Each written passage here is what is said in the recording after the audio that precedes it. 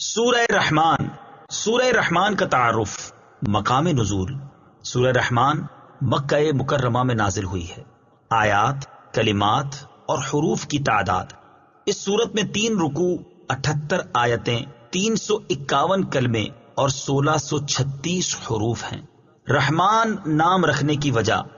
اس سورت کا نام سورہ رحمان اس لیے رکھا گیا کہ اس کی ابتدا اللہ تعالیٰ کے اسماء حسنہ میں سے ایک اسم الرحمن سے کی گئی ہے. سورہ رحمان کے فضائل. حضرت علی المرتضی کرم اللہ تعالی وجہہ الکریم سے روایت ہے، نبی اکرم صلی اللہ تعالی علیہ وآلہ وسلم نے ارشاد فرمایا، ہر چیز کی ایک زینت ہے اور قرآن کی زینت سورہ رحمان ہے. مفتی احمد یار خان نعیمی رحمت اللہ تعالی علیہ فرماتے ہیں، چند وجہ سے سورہ رحمان کو قرآن کی دلہن زینت فرمایا گیا. اس صورت میں اللہ تعالیٰ کی ذات و صفات کا ذکر ہے اور ذات و صفات پر اعتقاد ایمان کی زینت ہے. اس صورت میں جنت کی حوروں، ان کے حسن و جمال، ان کے زیورات کا ذکر ہے اور یہ چیزیں جنت کی زینت ہیں. اس صورت میں آیت مبارکہ فَبِأَيِّ آلَاءِ رَبِّكُمَا تُكَذِّبَانِ 31 جگہ ارشاد ہوا، اس سے صورت کی زینت زیادہ ہو گئی.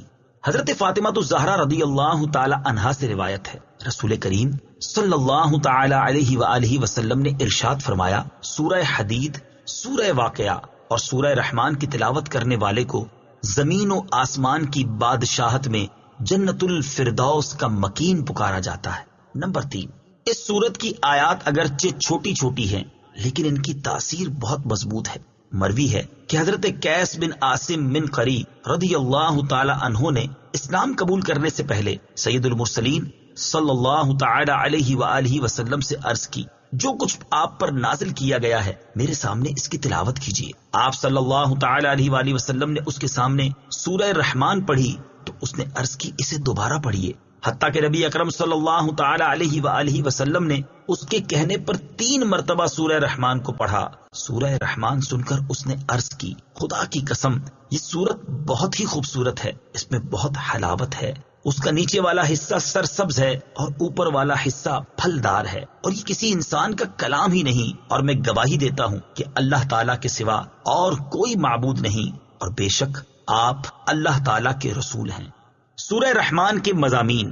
اس سورت کا مرکزی مضمون یہ ہے کہ اس میں اللہ تعالیٰ کی وحدانیت اور قدرت، نبی اکرم صلی اللہ تعالی علیہ وسلم کی نبوت اور قرآن مجید کے اللہ تعالیٰ کے وحی ہونے پر دلائل بیان کیے گئے ہیں.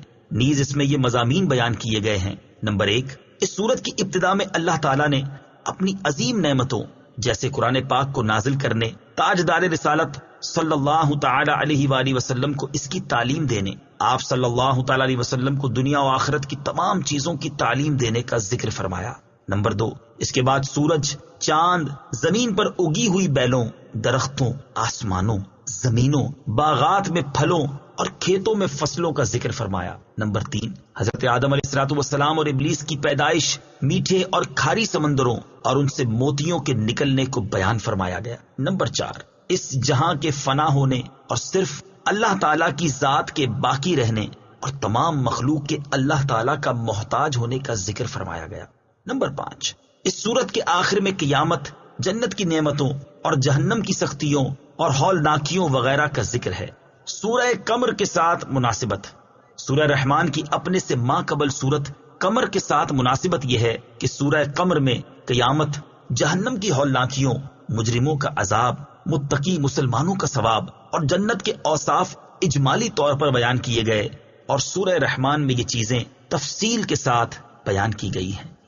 بسم اللہ الرحمن الرحیم. ترجمہ: اللہ کے نام سے شروع جو نہایت مہربان رحمت والا ہے. الرحمن علم القرآن. ترجمہ: رحمان نے قرآن سکھایا. الرحمن، رحمان. تفسیر صراط الجنان میں ہے، اس آیت کی شان نزول کے بارے میں ایک قول یہ ہے کہ جب سورہ فرقان کی آیت نمبر 60 نازل ہوئی جس میں رحمان کو سجدہ کرنے کا حکم دیا گیا تو کفار مکہ نے کہا کہ رحمان کیا ہے، ہم نہیں جانتے.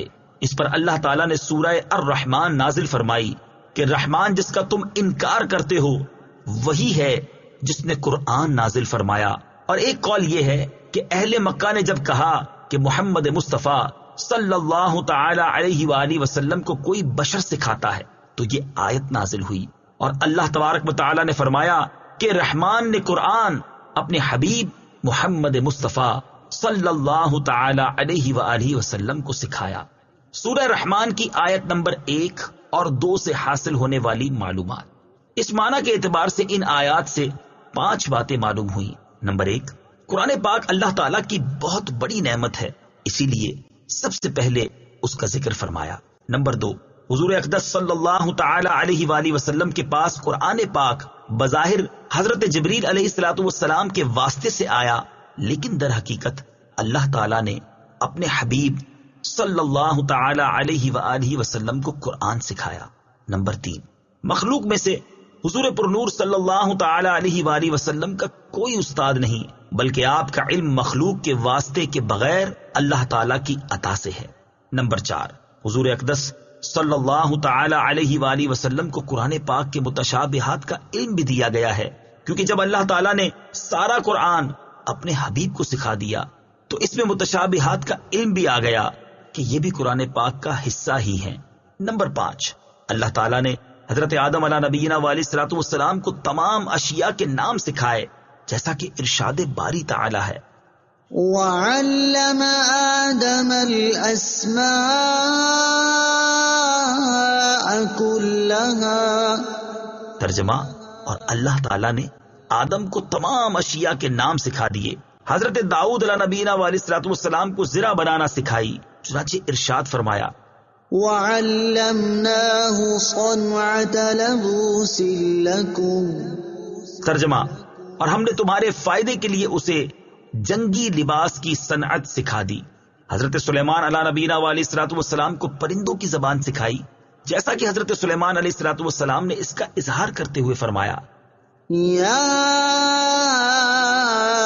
ایھا الناس علمنا منطق الطیر۔ ترجمہ، اے لوگو، ہمیں پرندوں کی بولی سکھائی گئی ہے۔ حضرت عیسیٰ علیہ الصلوۃ والسلام کو طب، تورات اور انجیل کا علم عطا فرمایا، ارشاد باری تعالیٰ ہے، وَيُعَلِّمُهُ الْكِتَابَ وَالْحِكْمَةَ وَالتَّوْرَاةَ وَالْإِنجِيلَ۔ ترجمہ، اور اللہ اسے کتاب اور حکمت اور توریت اور انجیل سکھائے گا۔ حضرت خضر علیہ الصلوۃ والسلام کو علم لدنی عطا فرمایا، چنانچہ ارشاد فرمایا، وَعَلَّمْنَاهُ مِن لَّدُنَّا عِلْمًا۔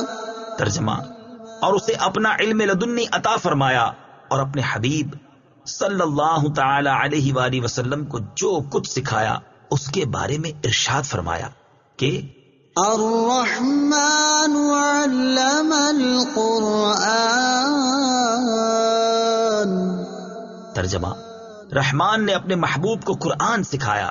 ایک اور مقام پر ارشاد فرمایا، وَإِنَّكَ لَتُلَقَّى الْقُرْآنَ مِن لَّدُنْ حَكِيمٍ عَلِيمٍ۔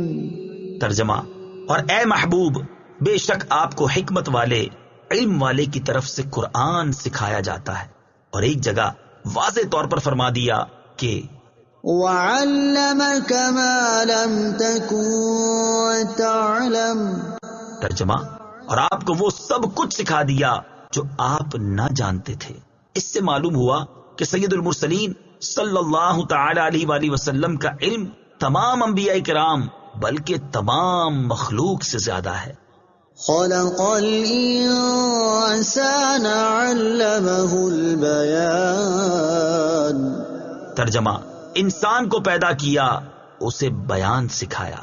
خلق الانسان، انسان کو پیدا کیا۔ تفسیر صراط الجنان میں ہے، اس آیت اور اس کے بعد والی آیت میں انسان اور بیان کے مصداق کے بارے میں مفسرین کے مختلف قول ہیں۔ ایک قول یہ ہے کہ یہاں انسان سے مراد دو عالم کے سردار محمد مصطفیٰ صلی اللہ تعالی علیہ وآلہ وسلم ہیں، اور بیان سے ما کان و ما یکون، یعنی جو کچھ ہو چکا اور جو کچھ آئندہ ہوگا کا بیان مراد ہے، کیونکہ نبی کریم صلی اللہ تعالی علیہ وآلہ وسلم اولین و آخرین اور قیامت کے دن کی خبریں دیتے تھے۔ ایک قول یہ ہے کہ یہاں انسان سے مراد حضرت آدم علیہ الصلوۃ والسلام ہیں، اور بیان سے مراد تمام چیزوں کے اسماء اور تمام زبانوں کا بیان مراد ہے۔ اور ایک قول یہ ہے کہ یہاں انسان سے اس کی جنس یعنی حضرت آدم علیہ الصلوۃ والسلام اور ان کی تمام اولاد مراد ہے، اور بیان سے مراد گفتگو کی صلاحیت ہے جس کی وجہ سے انسان دیگر حیوانوں سے ممتاز ہوتا ہے۔ الشمس والقمر بحسبان۔ ترجمہ: سورج اور چاند حساب سے ہیں۔ الشمس والقمر بحسبان، سورج اور چاند حساب سے ہیں۔ تفسیر صراط الجنان میں ہے، اس آیت میں اللہ تعالیٰ نے آسمانی نعمتوں میں دو ایسی نعمتیں بیان فرمائیں جو ظاہری طور پر نظر آتی ہیں، اور وہ نعمتیں سورج اور چاند ہیں۔ ان نعمتوں کی اہمیت کا اندازہ اس بات سے لگایا جا سکتا ہے کہ اگر سورج نہ ہوتا تو اندھیرا کبھی ختم ہی نہ ہوتا، اور اگر چاند نہ ہوتا تو بہت ساری ظاہری نعمتیں ختم ہو کر رہ جاتی۔ اور ان کا سب سے بڑا فائدہ یہ ہے کہ سورج اور چاند معین اندازے کے ساتھ اپنے اپنے بروج اور منازل میں حرکت کرتے ہیں، کیونکہ اگر سورج حرکت کرنے کی بجائے ایک ہی جگہ کھڑا رہے تو اس سے کوئی بھی فائدہ نہیں اٹھا سکتا، اور اگر اس کی گردش لوگوں کو معلوم نہ ہو تو وہ معاملات ٹھیک طرح سے سر انجام نہیں دے سکتے۔ اور ان کا ایک فائدہ یہ ہے کہ اوقات کے حساب، سالوں اور مہینوں کا شمار انہی کی رفتار سے ہوتا ہے۔ والنجم والشجر يسجدان۔ ترجمہ: اور سبزے اور درخت سجدہ کرتے ہیں۔ والنجم والشجر يسجدان، اور سبزے اور درخت سجدہ کرتے ہیں۔ تفسیر صراط الجنان میں ہے، یہاں نجم سے مراد زمین سے پیدا ہونے والی وہ نباتات ہیں جو تنا نہیں رکھتی، جیسے سبزہ اور انگور کی بیل وغیرہ، اور شجر سے مراد وہ نباتات ہیں جو تنا رکھتی ہیں، جیسے گندم، جو اور درخت وغیرہ۔ اور ان کے سجدہ کرنے سے مراد یہ ہے کہ ان کے سائے سجدہ کرتے ہیں۔ اس کی تائید اس آیت سے بھی ہوتی ہے۔ أَوَلَمْ يَرَوْا إِلَى مَا خَلَقَ اللَّهُ مِن شَيْءٍ يَتَفَيَّأُ ظِلَالُهُ عَنِ الْيَمِينِ وَالشَّمَائِلِ سُجَّدًا لِلَّهِ وَهُمْ دَاخِرُونَ۔ ترجمہ: اور کیا انہوں نے اس طرف نہ دیکھا کہ اللہ نے جو چیز بھی پیدا فرمائی ہے اس کے سائے اللہ کو سجدہ کرتے ہوئے دائیں اور بائیں جھکتے ہیں، اور وہ سائے عاجزی کر رہے ہیں۔ اور بعض مفسرین نے فرمایا کہ سجدہ کرنے سے مراد یہ ہے کہ وہ اللہ تعالیٰ کے حکم کے فرما بردار ہیں۔ سبزے اور درختوں کی اہمیت۔ یاد رہے کہ سبزے اور درخت زمین پر اللہ تعالیٰ کی بہت بڑی نعمتیں ہیں، اور ان نعمتوں کی اہمیت کا کچھ اندازہ یوں لگا سکتے ہیں کہ اگر یہ نہ ہو تو انسان رزق کے وافر حصے سے محروم ہو جائے گا، اور جانوروں کا گوشت کھانے کو ترس جائے گا، کیونکہ جانوروں کی نشو و نما انہی سے ہوتی ہے۔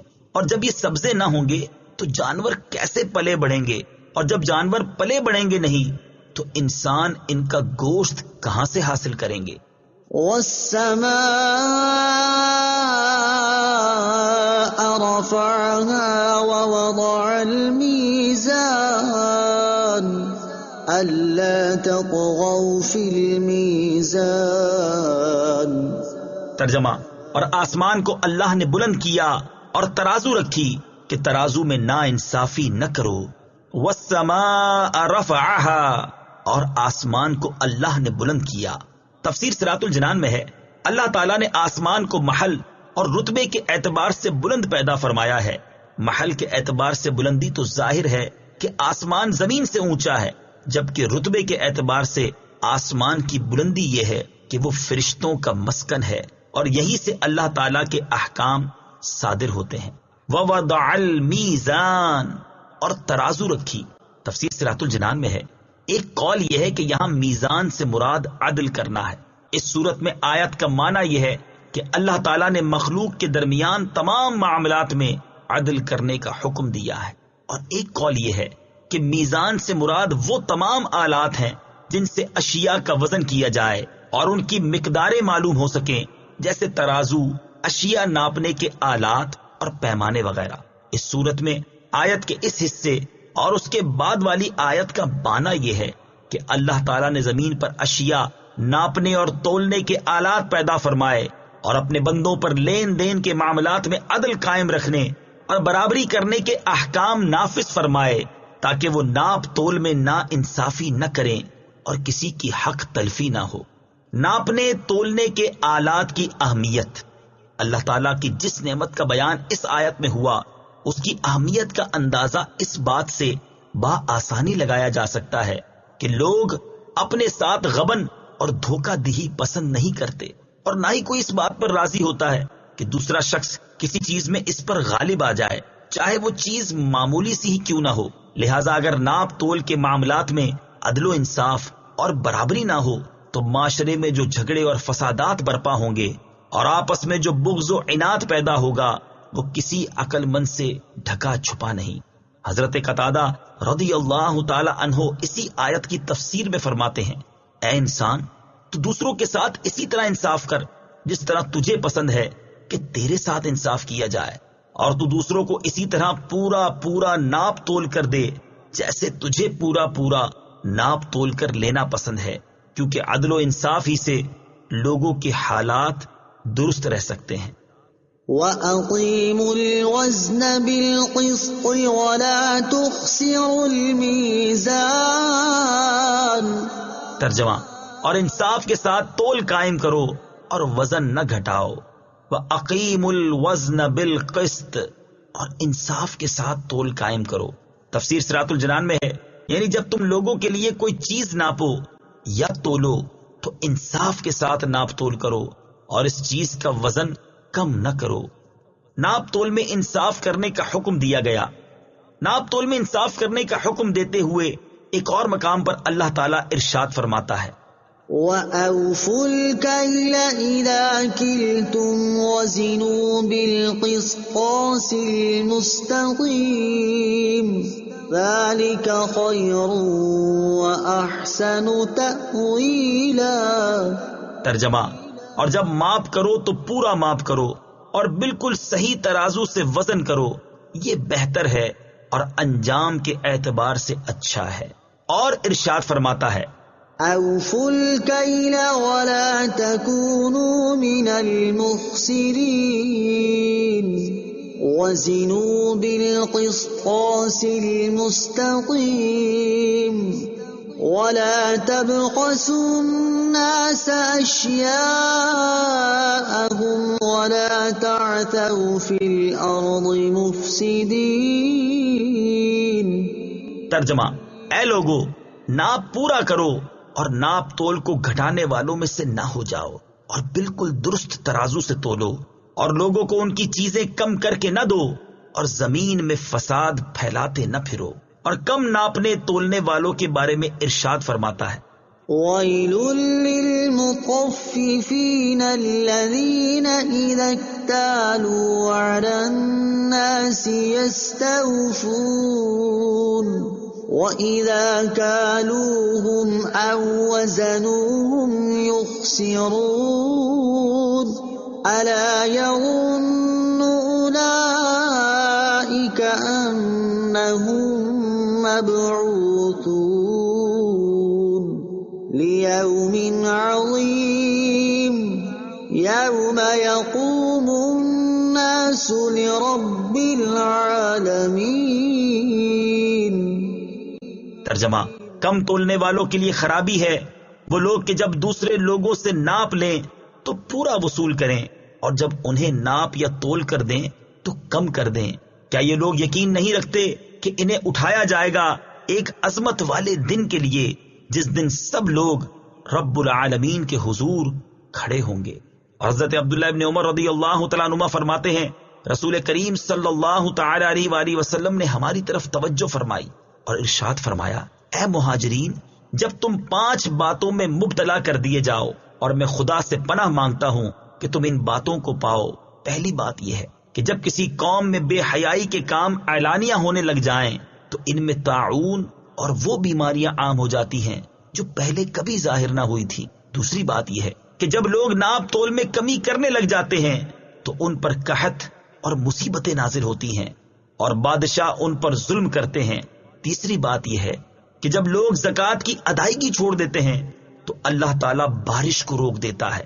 اگر زمین پر چوپائے نہ ہوتے تو آسمان سے پانی کا ایک قطرہ بھی نہ گرتا۔ چوتھی بات یہ ہے کہ جب لوگ اللہ تعالیٰ اور اس کے رسول کے عہد کو توڑ دیتے ہیں تو اللہ تعالیٰ ان پر ان کے غیروں میں سے دشمنوں کو مسلط کر دیتا ہے تو وہ ان کا مال وغیرہ چھین لیتے ہیں۔ پانچویں بات یہ ہے کہ جب مسلمان حکمران اللہ تعالیٰ کے قانون کو چھوڑ کر دوسرا قانون اور اللہ تعالیٰ کے احکام میں سے کچھ لیتے اور کچھ چھوڑتے ہیں تو اللہ تعالیٰ ان کے درمیان اختلاف پیدا فرما دیتا ہے۔ وَالْأَرْضَ وَضَعَهَا لِلْأَنَامِ فِيهَا فَاكِهَةٌ وَالنَّخْلُ ذَاتُ الْأَكْمَامِ وَالْحَبُّ ذُو الْعَصْفِ وَالرَّيْحَانُ فَبِأَيِّ آلَاءِ رَبِّكُمَا تُكَذِّبَانِ۔ ترجمہ: اور اس نے مخلوق کے لیے زمین رکھی، اس میں پھل، میوے اور غلاف والی کھجوریں ہیں اور بھوسے والا اناج اور خوشبودار پھول ہیں۔ تو اے جن و انسان، تم دونوں اپنے رب کی کون کون سی نعمت کو جھٹلاؤ گے؟ وَالْأَرْضَ وَضَعَهَا لِلْأَنَامِ، اور اس نے مخلوق کے لیے زمین رکھی۔ تفسیر صراط الجنان میں ہے، ارشاد فرمایا کہ اللہ تعالیٰ نے اس مخلوق کے لیے زمین کو فرش کی طرح بچھا دیا جو اس میں رہتی اور بستی ہے تاکہ وہ اس میں آرام کریں اور فائدے اٹھائیں۔ فیہا فاکہہ، اس میں پھل میوے ہیں۔ تفسیر صراط الجنان میں ہے، اس آیت اور اس کے بعد والی آیت میں اللہ تعالیٰ نے چند وہ منافع بیان فرمائے ہیں جو اس نے مخلوق کے لیے زمین میں پیدا فرمائے ہیں۔ ان آیات کا خلاصہ یہ ہے کہ زمین میں بے شمار اقسام کے پھل، میوے اور غلاف والی کھجوریں ہیں جن میں بہت برکت ہے، اور بھوسے والا اناج جیسے گندم اور جو وغیرہ پیدا فرمایا ہے۔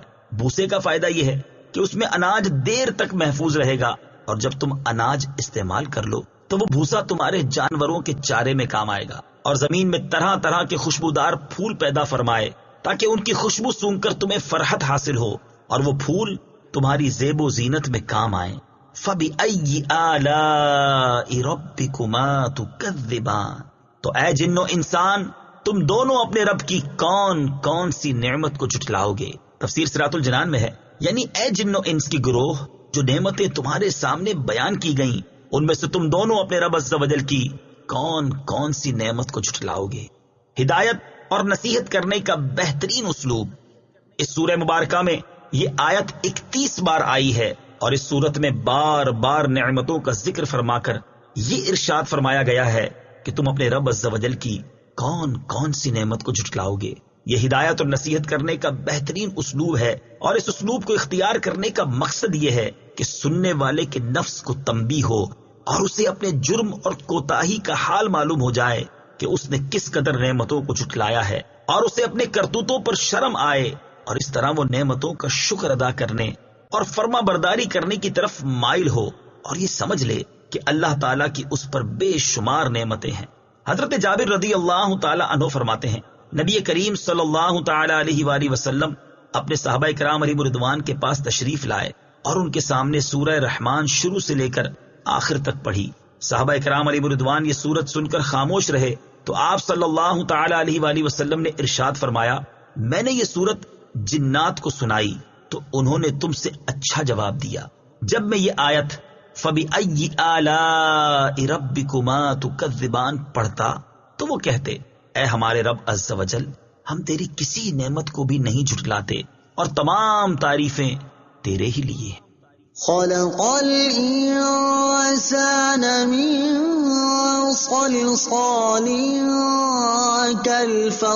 كالفخار۔ ترجمہ: اس نے انسان کو ٹھیکری کی طرح بجنے والی سوکھی مٹی سے پیدا کیا۔ خلق الانسان من صلصال كالفخار، اس نے انسان کو ٹھیکری کی طرح بجنے والی سوکھی مٹی سے پیدا کیا۔ تفسیر صراط الجنان میں ہے، یہاں انسان سے مراد حضرت آدم علیہ نبینا علیہ الصلوۃ والسلام ہیں، اور اس آیت میں اللہ تعالیٰ نے آپ علیہ الصلوۃ والسلام کی پیدائش کی کیفیت کا ایک انداز بیان فرمایا ہے۔ قرآن پاک میں دیگر مقامات پر آپ علیہ الصلوۃ والسلام کی پیدائش کی کیفیت کے اور انداز بھی بیان فرمائے گئے ہیں۔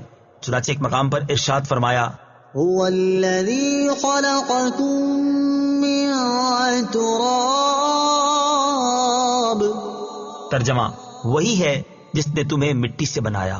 ایک مقام پر ارشاد فرمایا، وَلَقَدْ خَلَقْنَا الْإِنسَانَ مِن سُلَالَةٍ مِّن طِينٍ، ترجمہ اور بے شک ہم نے انسان کو چنی ہوئی مٹی سے بنایا۔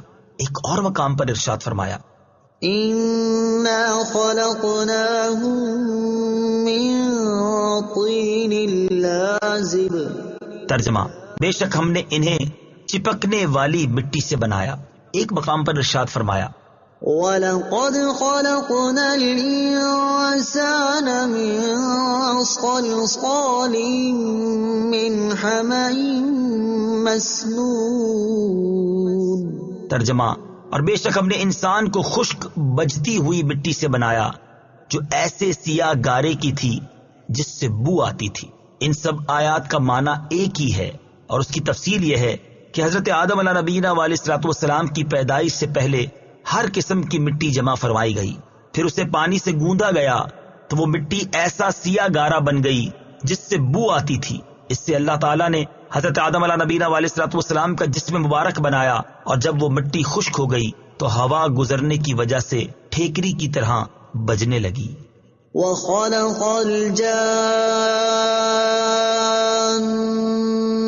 مِن مَّارِجٍ مِّن نَّارٍ، فَبِأَيِّ آلَاءِ رَبِّكُمَا تُكَذِّبَانِ،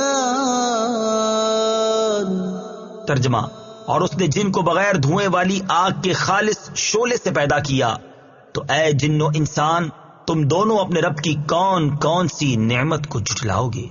وَخَلَقَ الْجَانَّ مِن مَّارِجٍ مِّن نَّارٍ، اور اس نے جن کو بغیر دھوئیں والی آگ کے خالص شعلے سے پیدا کیا۔ تفسیر صراط الجنان میں ہے، یہاں جن سے مراد ابلیس ہے۔ ابلیس کو اللہ تعالیٰ نے حضرت آدم علیہ نبینا علیہ الصلوۃ والسلام سے پہلے آگ سے پیدا فرمایا، جیسا کہ ایک اور مقام پر اللہ تعالیٰ نے ارشاد فرمایا، وَالْجَانَّ خَلَقْنَاهُ مِن قَبْلُ مِن نَّارِ السَّمُومِ، ترجمہ اور ہم نے اس سے پہلے جن کو بغیر دھوئیں والی آگ سے پیدا کیا۔ حضرت عائشہ صدیقہ رضی اللہ تعالی عنہا سے روایت ہے، نبی اکرم صلی اللہ تعالی علیہ وآلہ وسلم نے ارشاد فرمایا، فرشتوں کو نور سے پیدا کیا گیا، ابلیس کو خالص آگ سے پیدا کیا گیا، اور حضرت آدم علیہ الصلوۃ والسلام کو اس طرح پیدا کیا گیا جس طرح تمہارے سامنے اللہ تعالیٰ نے قرآن میں بیان کیا۔ فَبِأَيِّ آلَاءِ رَبِّكُمَا تُكَذِّبَانِ، تو اے جن و انسان تم دونوں اپنے رب کی کون کون سی نعمت کو جھٹلاؤ گے۔ تفسیر صراط الجنان میں ہے، یعنی اے جن و انسان کے گروہ، تمہاری تخلیق کی مختلف حیتوں میں اللہ تعالیٰ نے تم پر جو نعمتیں فرمائی، حتیٰ کہ تمہیں مرکبات میں سے افضل اور کائنات کا خلاصہ بنا دیا، ان میں سے تم دونوں اپنے رب عز و جل کی کون کون سی نعمت کو جھٹلاؤ گے۔ رب المشرقین ورب المغربین، فبأي آلاء ربكما تكذبان، ترجمہ وہ دونوں مشرقوں کا رب ہے اور دونوں مغربوں کا رب ہے، تو تم دونوں اپنے رب کی کون کون سی نعمت کو جھٹلاؤ گے۔ رب المشرقین وہ دونوں مشرقوں کا رب ہے۔ تفسیر صراط الجنان میں ہے، اس آیت میں دونوں مشرق اور دونوں مغرب سے گرمیوں اور سردیوں کے موسم میں سورج طلوع اور غروب ہونے کے دونوں مقام مراد ہیں۔ فَبِأَيِّ آلَاءِ رَبِّكُمَا تُكَذِّبَانِ، تو تم دونوں اپنے رب کی کون سی نعمت جھٹلاؤ گے۔ تفسیر صراط الجنان میں ہے، یعنی سردی اور گرمی کے دونوں مشرقوں اور مغربوں میں جو بے شمار فوائد ہیں، جیسے ہوا کا معتدل ہونا، مختلف موسموں جیسے سردی، گرمی، بہار اور خزاں کا آنا اور ہر موسم کی مناسبت سے مختلف چیزوں کا پیدا ہونا وغیرہ، تو ان میں سے تم دونوں اپنے رب عز و جل کی کون سی نعمت جھٹلاؤ گے؟ مرج البحرين يلتقيان بينهما برزخ لا يبغيان فبأي آلاء ربكما تكذبان يخرج منهما اللؤلؤ والمرجان فبأي آلاء ربكما تكذبان۔ ترجمہ: اس نے دو سمندر بہائے کہ دونوں ملے ہوئے لگتے ہیں، ان کے درمیان ایک آڑ ہے کہ وہ ایک دوسرے کی طرف بڑھ نہیں سکتے، تو تم دونوں اپنے رب کی کون کون سی نعمت کو جھٹلاؤ گے؟ ان سمندروں سے موتی اور مونگا نکلتا ہے، تو تم دونوں اپنے رب کی کون کون سی نعمت کو جھٹلاؤ گے؟ مرج البحرین، اس نے دو سمندر بہائے۔ تفسیر صراط الجنان میں ہے، اس آیت اور اس کے بعد والی آیت کا خلاصہ یہ ہے کہ اللہ تعالیٰ نے میٹھے اور خاری دو ایسے سمندر بہائے کہ دیکھنے میں ان کی سطح آپس میں ملی ہوئی لگتی ہے، کیونکہ ان کے درمیان فاصلہ کرنے کے لیے ظاہری طور پر کوئی چیز حائل نہیں، لیکن اللہ تعالیٰ کی قدرت سے ان کے درمیان ایک آڑ ہے جس کی وجہ سے وہ ایک دوسرے کی طرف بڑھ نہیں سکتے، بلکہ ہر ایک اپنی حد پر رہتا ہے اور دونوں میں سے کسی کا ذائقہ بھی تبدیل نہیں ہوتا۔ حالانکہ پانی کی خاصیت یہ ہے کہ وہ دوسرے پانی میں فوراً مل جاتا ہے اور اس کا ذائقہ بھی تبدیل کر دیتا ہے۔ میٹھے اور خاری سمندروں کا ذکر، ان سمندروں کا ذکر کرتے ہوئے ایک اور مقام پر اللہ تعالیٰ نے ارشاد فرمایا، وَهُوَ الَّذِي مَرَجَ الْبَحْرَيْنِ هَذَا عَذْبٌ فُرَاتٌ وَهَذَا مِلْحٌ أُجَاجٌ وَجَعَلَ بَيْنَهُمَا بَرْزَخًا وَحِجْرًا مَحْجُورًا۔ ترجمہ: اور وہی ہے جس نے دو سمندروں کو ملا دیا، ان میں یہ ایک میٹھا نہایت شیریں ہے اور یہ ایک کھاری نہایت تلخ ہے، اور ان کے بیچ میں اس نے ایک پردہ اور روکی ہوئی آڑ بنا دی، اور ارشاد فرمایا، وَمَا يَسْتَوِي الْبَحْرَانِ هَذَا عَذْبٌ فُرَاتٌ سَائِغٌ شَرَابُهُ وَهَذَا مِلْحٌ أُجَاجٌ وَمِن كُلٍّ تَأْكُلُونَ لَحْمًا طَرِيًّا وَتَسْتَخْرِجُونَ حِلْيَةً وَتَلْبَسُونَهَا وَتَرَى الْفُلْكَ فِيهِ مَوَاخِرَ لِتَبْتَغُوا مِن فَضْلِهِ وَلَعَلَّكُمْ تَشْكُرُونَ۔ ترجمہ: اور دونوں سمندر برابر نہیں، ان میں سے ایک یہ میٹھا خوب میٹھا ہے، اس کا پانی خوشگوار ہے، اور یہ دوسرا نمکین بہت کڑوا ہے، اور ان دونوں سمندروں میں سے ہر ایک سے تم مچھلی کا تازہ گوشت کھاتے ہو، اور وہ زیور یعنی قیمتی موتی نکالتے ہو جسے تم پہنتے ہو، اور تو کشتیوں کو اس میں پانی کو چیرتے ہوئے دیکھے گا تاکہ تم اس کا فضل تلاش کرو اور تاکہ تم شکر ادا کرو۔ فَبِأَيِّ آلَاءِ رَبِّكُمَا تُكَذِّبَانِ، تو تم دونوں اپنے رب کی کون کون سی نعمت کو جھٹلاؤ گے؟ تفسیر صراط الجنان میں ہے، یعنی اے جن و انسان کے گروہ، اللہ تعالیٰ نے میٹھے اور کھاری دو سمندر بہا کر اور ان میں تمہارے پہننے کا زیور رکھ کر تم پر جو انعام کیا، تم ان نعمتوں میں سے اپنے رب عز و جل کی کون کون سی نعمت کو جھٹلاؤ گے؟ فَبِأَيِّ آلَاءِ رَبِّكُمَا تُكَذِّبَانِ، تو تم دونوں اپنے رب کی کون کون سی نعمت کو جھٹلاؤ گے؟ تفسیر صراط الجنان میں ہے، یعنی اے جن و انسان کے گروہ، اللہ تعالیٰ نے تمہارے لیے ان سمندروں میں منافع پیدا فرما کر تم پر جو انعام کیا، تم ان نعمتوں میں سے اپنے رب عز و جل کی کون کون سی نعمت کو جھٹلاؤ گے؟ وَلَهُ الْجَوَارِ الْمُنشَآتُ فِي الْبَحْرِ كَالْأَعْلَامِ فَبِأَيِّ آلَاءِ رَبِّكُمَا تُكَذِّبَانِ۔ ترجمہ: اور دریا میں پہاڑوں جیسی اٹھی ہوئی کشتیاں اسی کی ہیں، تو تم دونوں اپنے رب کی کون کون سی نعمت کو جھٹلاؤ گے؟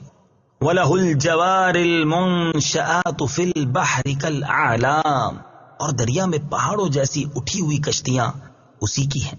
تفسیر صراط الجنان میں ہے یعنی جن چیزوں سے وہ کشتیاں بنائی گئیں وہ بھی اللہ تعالیٰ نے پیدا کی، اور ان کو ترکیب دینے اور کشتی بنانے اور کاریگری کرنے کی عقل بھی اللہ تعالیٰ نے پیدا کی، اور دریاؤں میں ان کشتیوں کا چلنا اور تیرنا یہ سب اللہ تعالیٰ کی قدرت سے ہے۔ فَبِأَيِّ آلَاءِ رَبِّكُمَا تُكَذِّبَانِ، تو تم دونوں اپنے رب کی کون کون سی نعمت کو جھٹلاؤ گے۔ تفسیر صراط الجنان میں ہے یعنی اے جن اور انسان کے گروہ، اللہ تعالیٰ نے تمہارے فائدے کے لیے سمندر میں پہاڑوں کی مانند بڑی بڑی کشتیاں جاری فرما کر تم پر جو انعام فرمایا، تم ان نعمتوں میں سے اپنے رب عز و جل کی کون کون سی نعمت کو جھٹلاؤ گے؟ كل من عليها فان ويبقى وجه ربك ذو الجلال والإكرام فبأي آلاء ربكما تكذبان۔ ترجمہ: زمین پر جتنی مخلوق ہے سب فنا ہونے والی ہے، اور تمہارے رب کی عظمت اور بزرگی والی ذات باقی رہے گی، تو تم دونوں اپنے رب کی کون کون سی نعمت کو جھٹلاؤ گے؟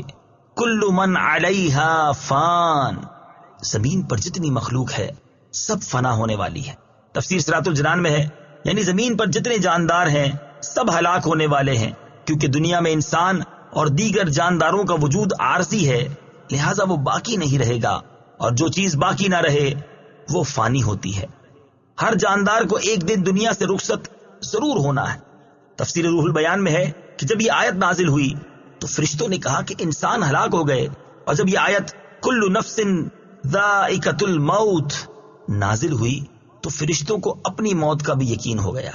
وَيَبْقَى وَجْهُ رَبِّكَ ذُو الْجَلَالِ وَالْإِكْرَامِ، اور تمہارے رب کی عظمت اور بزرگی والی ذات باقی رہے گی۔ تفسیر صراط الجنان میں ہے یعنی اے حبیب صلی اللہ تعالی علیہ وآلہ وسلم، زمین پر موجود تمام مخلوق فنا ہو جائے گی، اور صرف تمہارے رب عز و جل کی ذات باقی رہے گی جو عظمت و کبریائی والی ہے، اور وہ اپنی عظمت و جلالت کے باوجود اپنے انبیاء، اولیاء اور اہل ایمان پر لطف و کرم فرمائے گا، اور مخلوق کے فنا ہونے کے بعد انہیں دوبارہ زندہ کرے گا اور انہیں ابدی زندگی عطا فرمائے گا۔ سورہ رحمان کی آیت نمبر 27 کے آخری الفاظ ذو الجلال والاکرام کی برکت، اس آیت کے آخری الفاظ کو اپنی دعا میں شامل کرنے کی برکت سے دعا قبول ہو جاتی ہے۔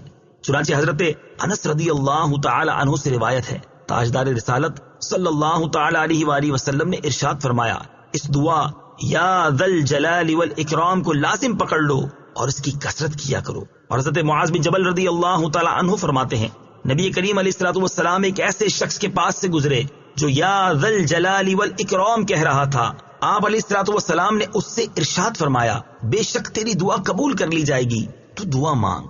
فَبِأَيِّ آلَاءِ رَبِّكُمَا تُكَذِّبَانِ، تو تم دونوں اپنے رب کی کون کون سی نعمت کو جھٹلاؤ گے؟ تفسیر صراط الجنان میں ہے یعنی جو نعمتیں سب کے فنا ہونے پر مرتب ہیں، جیسے دوبارہ زندہ ہونا، دائمی زندگی ملنا اور ہمیشہ باقی رہنے والی نعمتیں عطا ہونا وغیرہ، تم دونوں ان میں سے اپنے رب عز و جل کی کون کون سی نعمت کو جھٹلاؤ گے؟ فنا ہونا بھی ایک اعتبار سے نعمت ہے۔ حضرت عبداللہ بن احمد نصفی رحمۃ اللہ تعالی فرماتے ہیں، فنا ہونا اس اعتبار سے نعمت ہے کہ ایمان والے موت کے بعد ابدی اور سرمدی نعمتوں کو پائیں گے، جیسا کہ حضرت ابو قتادہ بن ربعی انصاری رضی اللہ تعالیٰ عنہ فرماتے ہیں کہ رسول کریم صلی اللہ تعالی علیہ وآلہ وسلم کے پاس سے ایک جنازہ گزرا تو آپ نے فرمایا مستریح و مستراح منہ۔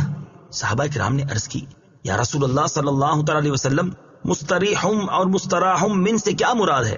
ارشاد فرمایا، مومن بندہ جب مرتا ہے تو وہ مصیبتوں سے نجات پا کر اللہ تعالیٰ کی آغوش رحمت میں جانا چاہتا ہے، اور بدکار آدمی جب مرتا ہے تو اس کے مر جانے سے اللہ تعالیٰ کے بندے شہر، درخت اور جانور بھی راحت پانا چاہتے ہیں۔ اور حضرت یحییٰ بن معاذ رازی رحمت اللہ تعالی علیہ فرماتے ہیں، موت کو خوش آمدید ہو، کیونکہ یہ وہ چیز ہے جو حبیب کو حبیب کے قریب کر دیتی ہے۔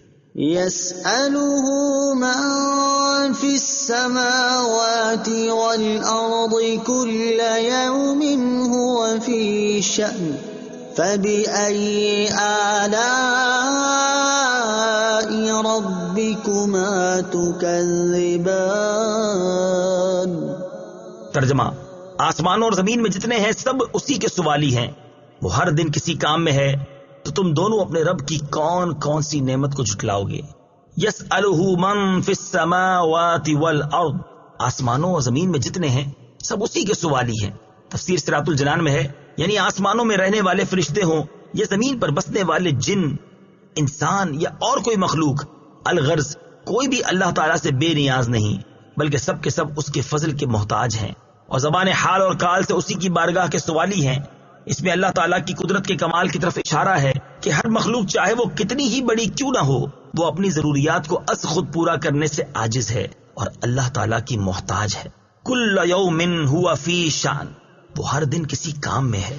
تفسیر صراط الجنان میں ہے، اس آیت کے شان نزول کے بارے میں کہا گیا ہے کہ یہ آیت ان یہودیوں کے رد میں نازل ہوئی جو کہتے تھے کہ اللہ تعالیٰ ہفتے کے دن کوئی کام نہیں کرتا، چنانچہ اس آیت میں ان کے قول کا باطل ہونا ظاہر فرمایا گیا۔ اس آیت کا معنی یہ ہے کہ اللہ تعالیٰ ہر وقت اپنی قدرت کے آثار ظاہر فرماتا ہے، کسی کو روزی دیتا ہے، کسی کو مارتا ہے اور کسی کو زندہ کرتا ہے، کسی کو عزت دیتا ہے اور کسی کو ذلت میں مبتلا کر دیتا ہے، کسی کو مالدار کرتا ہے اور کسی کو محتاج، کسی کے گناہ بخشتا ہے اور کسی کی تکلیف دور کرتا ہے۔ یہاں اسی سے متعلق دو احادیث اور ایک حکایت ملاحظہ ہو۔ نمبر 1، حضرت ابو درداء رضی اللہ تعالیٰ عنہ سے روایت ہے، تاجدار رسالت صلی اللہ تعالیٰ علیہ وآلہ وسلم نے اس آیت کل یوم ہوا فی شان کے بارے میں ارشاد فرمایا کہ اللہ تعالیٰ کی شان یہ ہے کہ وہ گناہ بخشتا ہے، مصائب و آلام دور کرتا ہے، کسی قوم کو بلندی عطا فرماتا ہے اور کسی قوم کو پستی سے دوچار کر دیتا ہے۔ نمبر 2، حضرت عبید بن عمیر رضی اللہ تعالیٰ عنہ سے اس آیت کل یوم ہوا فی شان کے بارے میں مروی ہے، اللہ تعالیٰ کی شان یہ ہے کہ وہ پریشان حال کی پریشانی دور کرتا ہے، دعا کرنے والے کی دعا قبول فرماتا ہے، مریض کو شفا دیتا ہے اور مانگنے والے کو عطا کرتا ہے۔ منقول ہے کہ ایک بادشاہ نے اپنے وزیر سے اس آیت کے معنی دریافت کیے تو اس نے 1 دن کی مہلت چاہی اور انتہائی پریشان و غمزدہ ہو کر اپنے مکان پر چلا آیا۔ اس کے ایک حبشی غلام نے وزیر کو پریشان دیکھ کر کہا، اے میرے آقا، آپ کو کیا مصیبت پیش آئی ہے؟ بیان تو کیجیے۔ جب وزیر نے ساری بات اس کے سامنے بیان کر دی تو غلام نے کہا، میں اس کے معنی بادشاہ کو سمجھا دوں گا۔ وزیر نے اس حبشی غلام کو بادشاہ کے سامنے پیش کیا تو غلام نے کہا، اے بادشاہ، اللہ تعالیٰ کی شان یہ ہے کہ وہ رات کو دن میں داخل کرتا ہے اور دن کو رات میں، مردے سے زندہ نکالتا ہے اور زندے سے مردہ، بیمار کو تندرستی دیتا ہے اور تندرست کو بیمار کرتا ہے، مصیبت زدہ کو رہائی دیتا ہے اور بے غموں کو مصیبت میں مبتلا کرتا ہے، عزت والوں کو ذلیل کرتا ہے اور ذلیلوں کو عزت دیتا ہے، مالداروں کو محتاج کرتا ہے اور محتاجوں کو مالدار بناتا ہے۔ بادشاہ کو غلام کا جواب بہت پسند آیا اور اس نے وزیر کو حکم دیا کہ اس غلام کو وزارت کی خلعت پہنا دے۔ غلام نے وزیر سے کہا، اے آقا، یہ بھی اللہ تعالیٰ کی ایک شان ہے۔ نوٹ: اس مقام پر ایک بات ذہن نشین رکھیں کہ اللہ تعالیٰ کے لیے مصروف اور مشغول کا لفظ استعمال نہیں کر سکتے کیونکہ اللہ تعالیٰ ان اوصاف سے پاک ہے۔ فَبِأَيِّ آلَاءِ رَبِّكُمَا تُكَذِّبَانِ، تو تم دونوں اپنے رب کی کون کون سی نعمت کو جھٹلاؤ گے؟ تفسیر صراط الجنان میں ہے، یعنی اے جن و انسان کے گروہ، اللہ تعالیٰ کے جو احسانات بیان ہوئے ان کا مشاہدہ کرنے کے باوجود تم دونوں اپنے رب عز و جل کی کون کون سی نعمت کو جھٹلاؤ گے؟ سنفرغ لكم أيها الثقلان فبأي آلاء ربكما تكذبان۔ ترجمہ: اے جن اور انسانوں کے گروہ، ابھی ہم تمہارے حساب کا قصد فرمائیں گے تو تم دونوں اپنے رب کی کون کون سی نعمت کو جھٹلاؤ گے؟ ایھا الثقلان، اے جن اور انسانوں کے گروہ۔ تفسیر صراط الجنان میں ہے، اس آیت میں اللہ تعالیٰ نے جنوں اور انسانوں کو خوف دلاتے ہوئے ارشاد فرمایا کہ اے جن اور انسانوں کے گروہ، ان قریب ہم تم سے حساب لینے اور تمہیں تمہارے اعمال کی جزا دینے کا قصد فرمائیں گے۔ جنات اور انسانوں کو ثقلان فرمانے کی وجوہات۔ مفسرین نے جنوں اور انسانوں کو ثقلان فرمائے جانے کی مختلف وجوہات بیان کی ہیں، ان میں 3 وجوہات درج ذیل ہیں۔ نمبر 1، زمین پر موجود دیگر مخلوق کے مقابلے میں صرف جنوں اور انسانوں کو شرعی احکام کا مکلف بنایا گیا، ان کی اس عظمت کی وجہ سے انہیں ثقلان فرمایا گیا۔ نمبر 2، زندگی اور موت دونوں صورتوں میں زمین پر ان کا وزن ہے، اس لیے انہیں ثقلان فرمایا گیا۔ نمبر 3، انہیں ثقلان اس لیے فرمایا گیا کہ یہ گناہوں کی وجہ سے بھاری ہیں۔ تمام انسانوں کے لیے نصیحت، اس آیت میں تمام انسانوں کے لیے نصیحت ہے کہ دنیا میں وہ جیسے چاہے زندگی گزاریں، لیکن مرنے کے بعد انہیں بہرحال اللہ تعالیٰ کی بارگاہ میں اپنے کیے ہوئے اعمال کا حساب دینا ہوگا، اور پھر جس طرح کے عمل کیے ہوں گے اسی طرح کی جزا اللہ تعالیٰ کی طرف سے ملے گی۔ نوٹ، اس مقام پر ایک بات ذہن نشین رکھیں کہ اللہ تعالیٰ کے لیے فارغ کا لفظ استعمال نہیں کر سکتے، کیونکہ اللہ تعالیٰ مصروفیت اور فراغت کے وصف سے پاک ہے۔ اس لیے یہاں آیت میں سنفرغ سے اس کا حقیقی معنی فراغت مراد نہیں، بلکہ اس کا مجازی معنی قصد کرنا مراد ہے۔ فَبِأَيِّ آلَاءِ رَبِّكُمَا تُكَذِّبَانِ، تو تم دونوں اپنے رب کی کون کون سی نعمت کو جھٹلاؤ گے؟ تفسیر صراط الجنان میں ہے، یعنی اے جن اور انسان کے گروہ، اللہ تعالیٰ کا دیگر نعمتیں عطا کرنے کے ساتھ ساتھ قیامت کے دن اعمال کے حساب کے معاملے میں تمہیں تنبیہ کرنا بھی ایک نعمت ہے۔ تو تم دونوں اپنے اقوال اور اعمال کے ذریعے اپنے رب عز و جل کی کون کون سی نعمت کو جھٹلاؤ گے؟ یا معشر الجن والانس ان استطعتم ان تنفذوا من اقطار السماوات والارض فانفذوا لا تنفذون الا بسلطان فبأي آلاء ربكما تكذبان۔ ترجمہ، اے جنوں اور انسانوں کے گروہ، اگر تم سے ہو سکے کہ آسمانوں اور زمین کے کناروں سے نکل جاؤ تو نکل جاؤ، تم جہاں نکل کر جاؤ گے وہاں اسی کی سلطنت ہے، تو تم دونوں اپنے رب کی کون کون سی نعمت کو جھٹلاؤ گے؟ یا معشر الجن والانس، اے جنوں اور انسانوں کے گروہ۔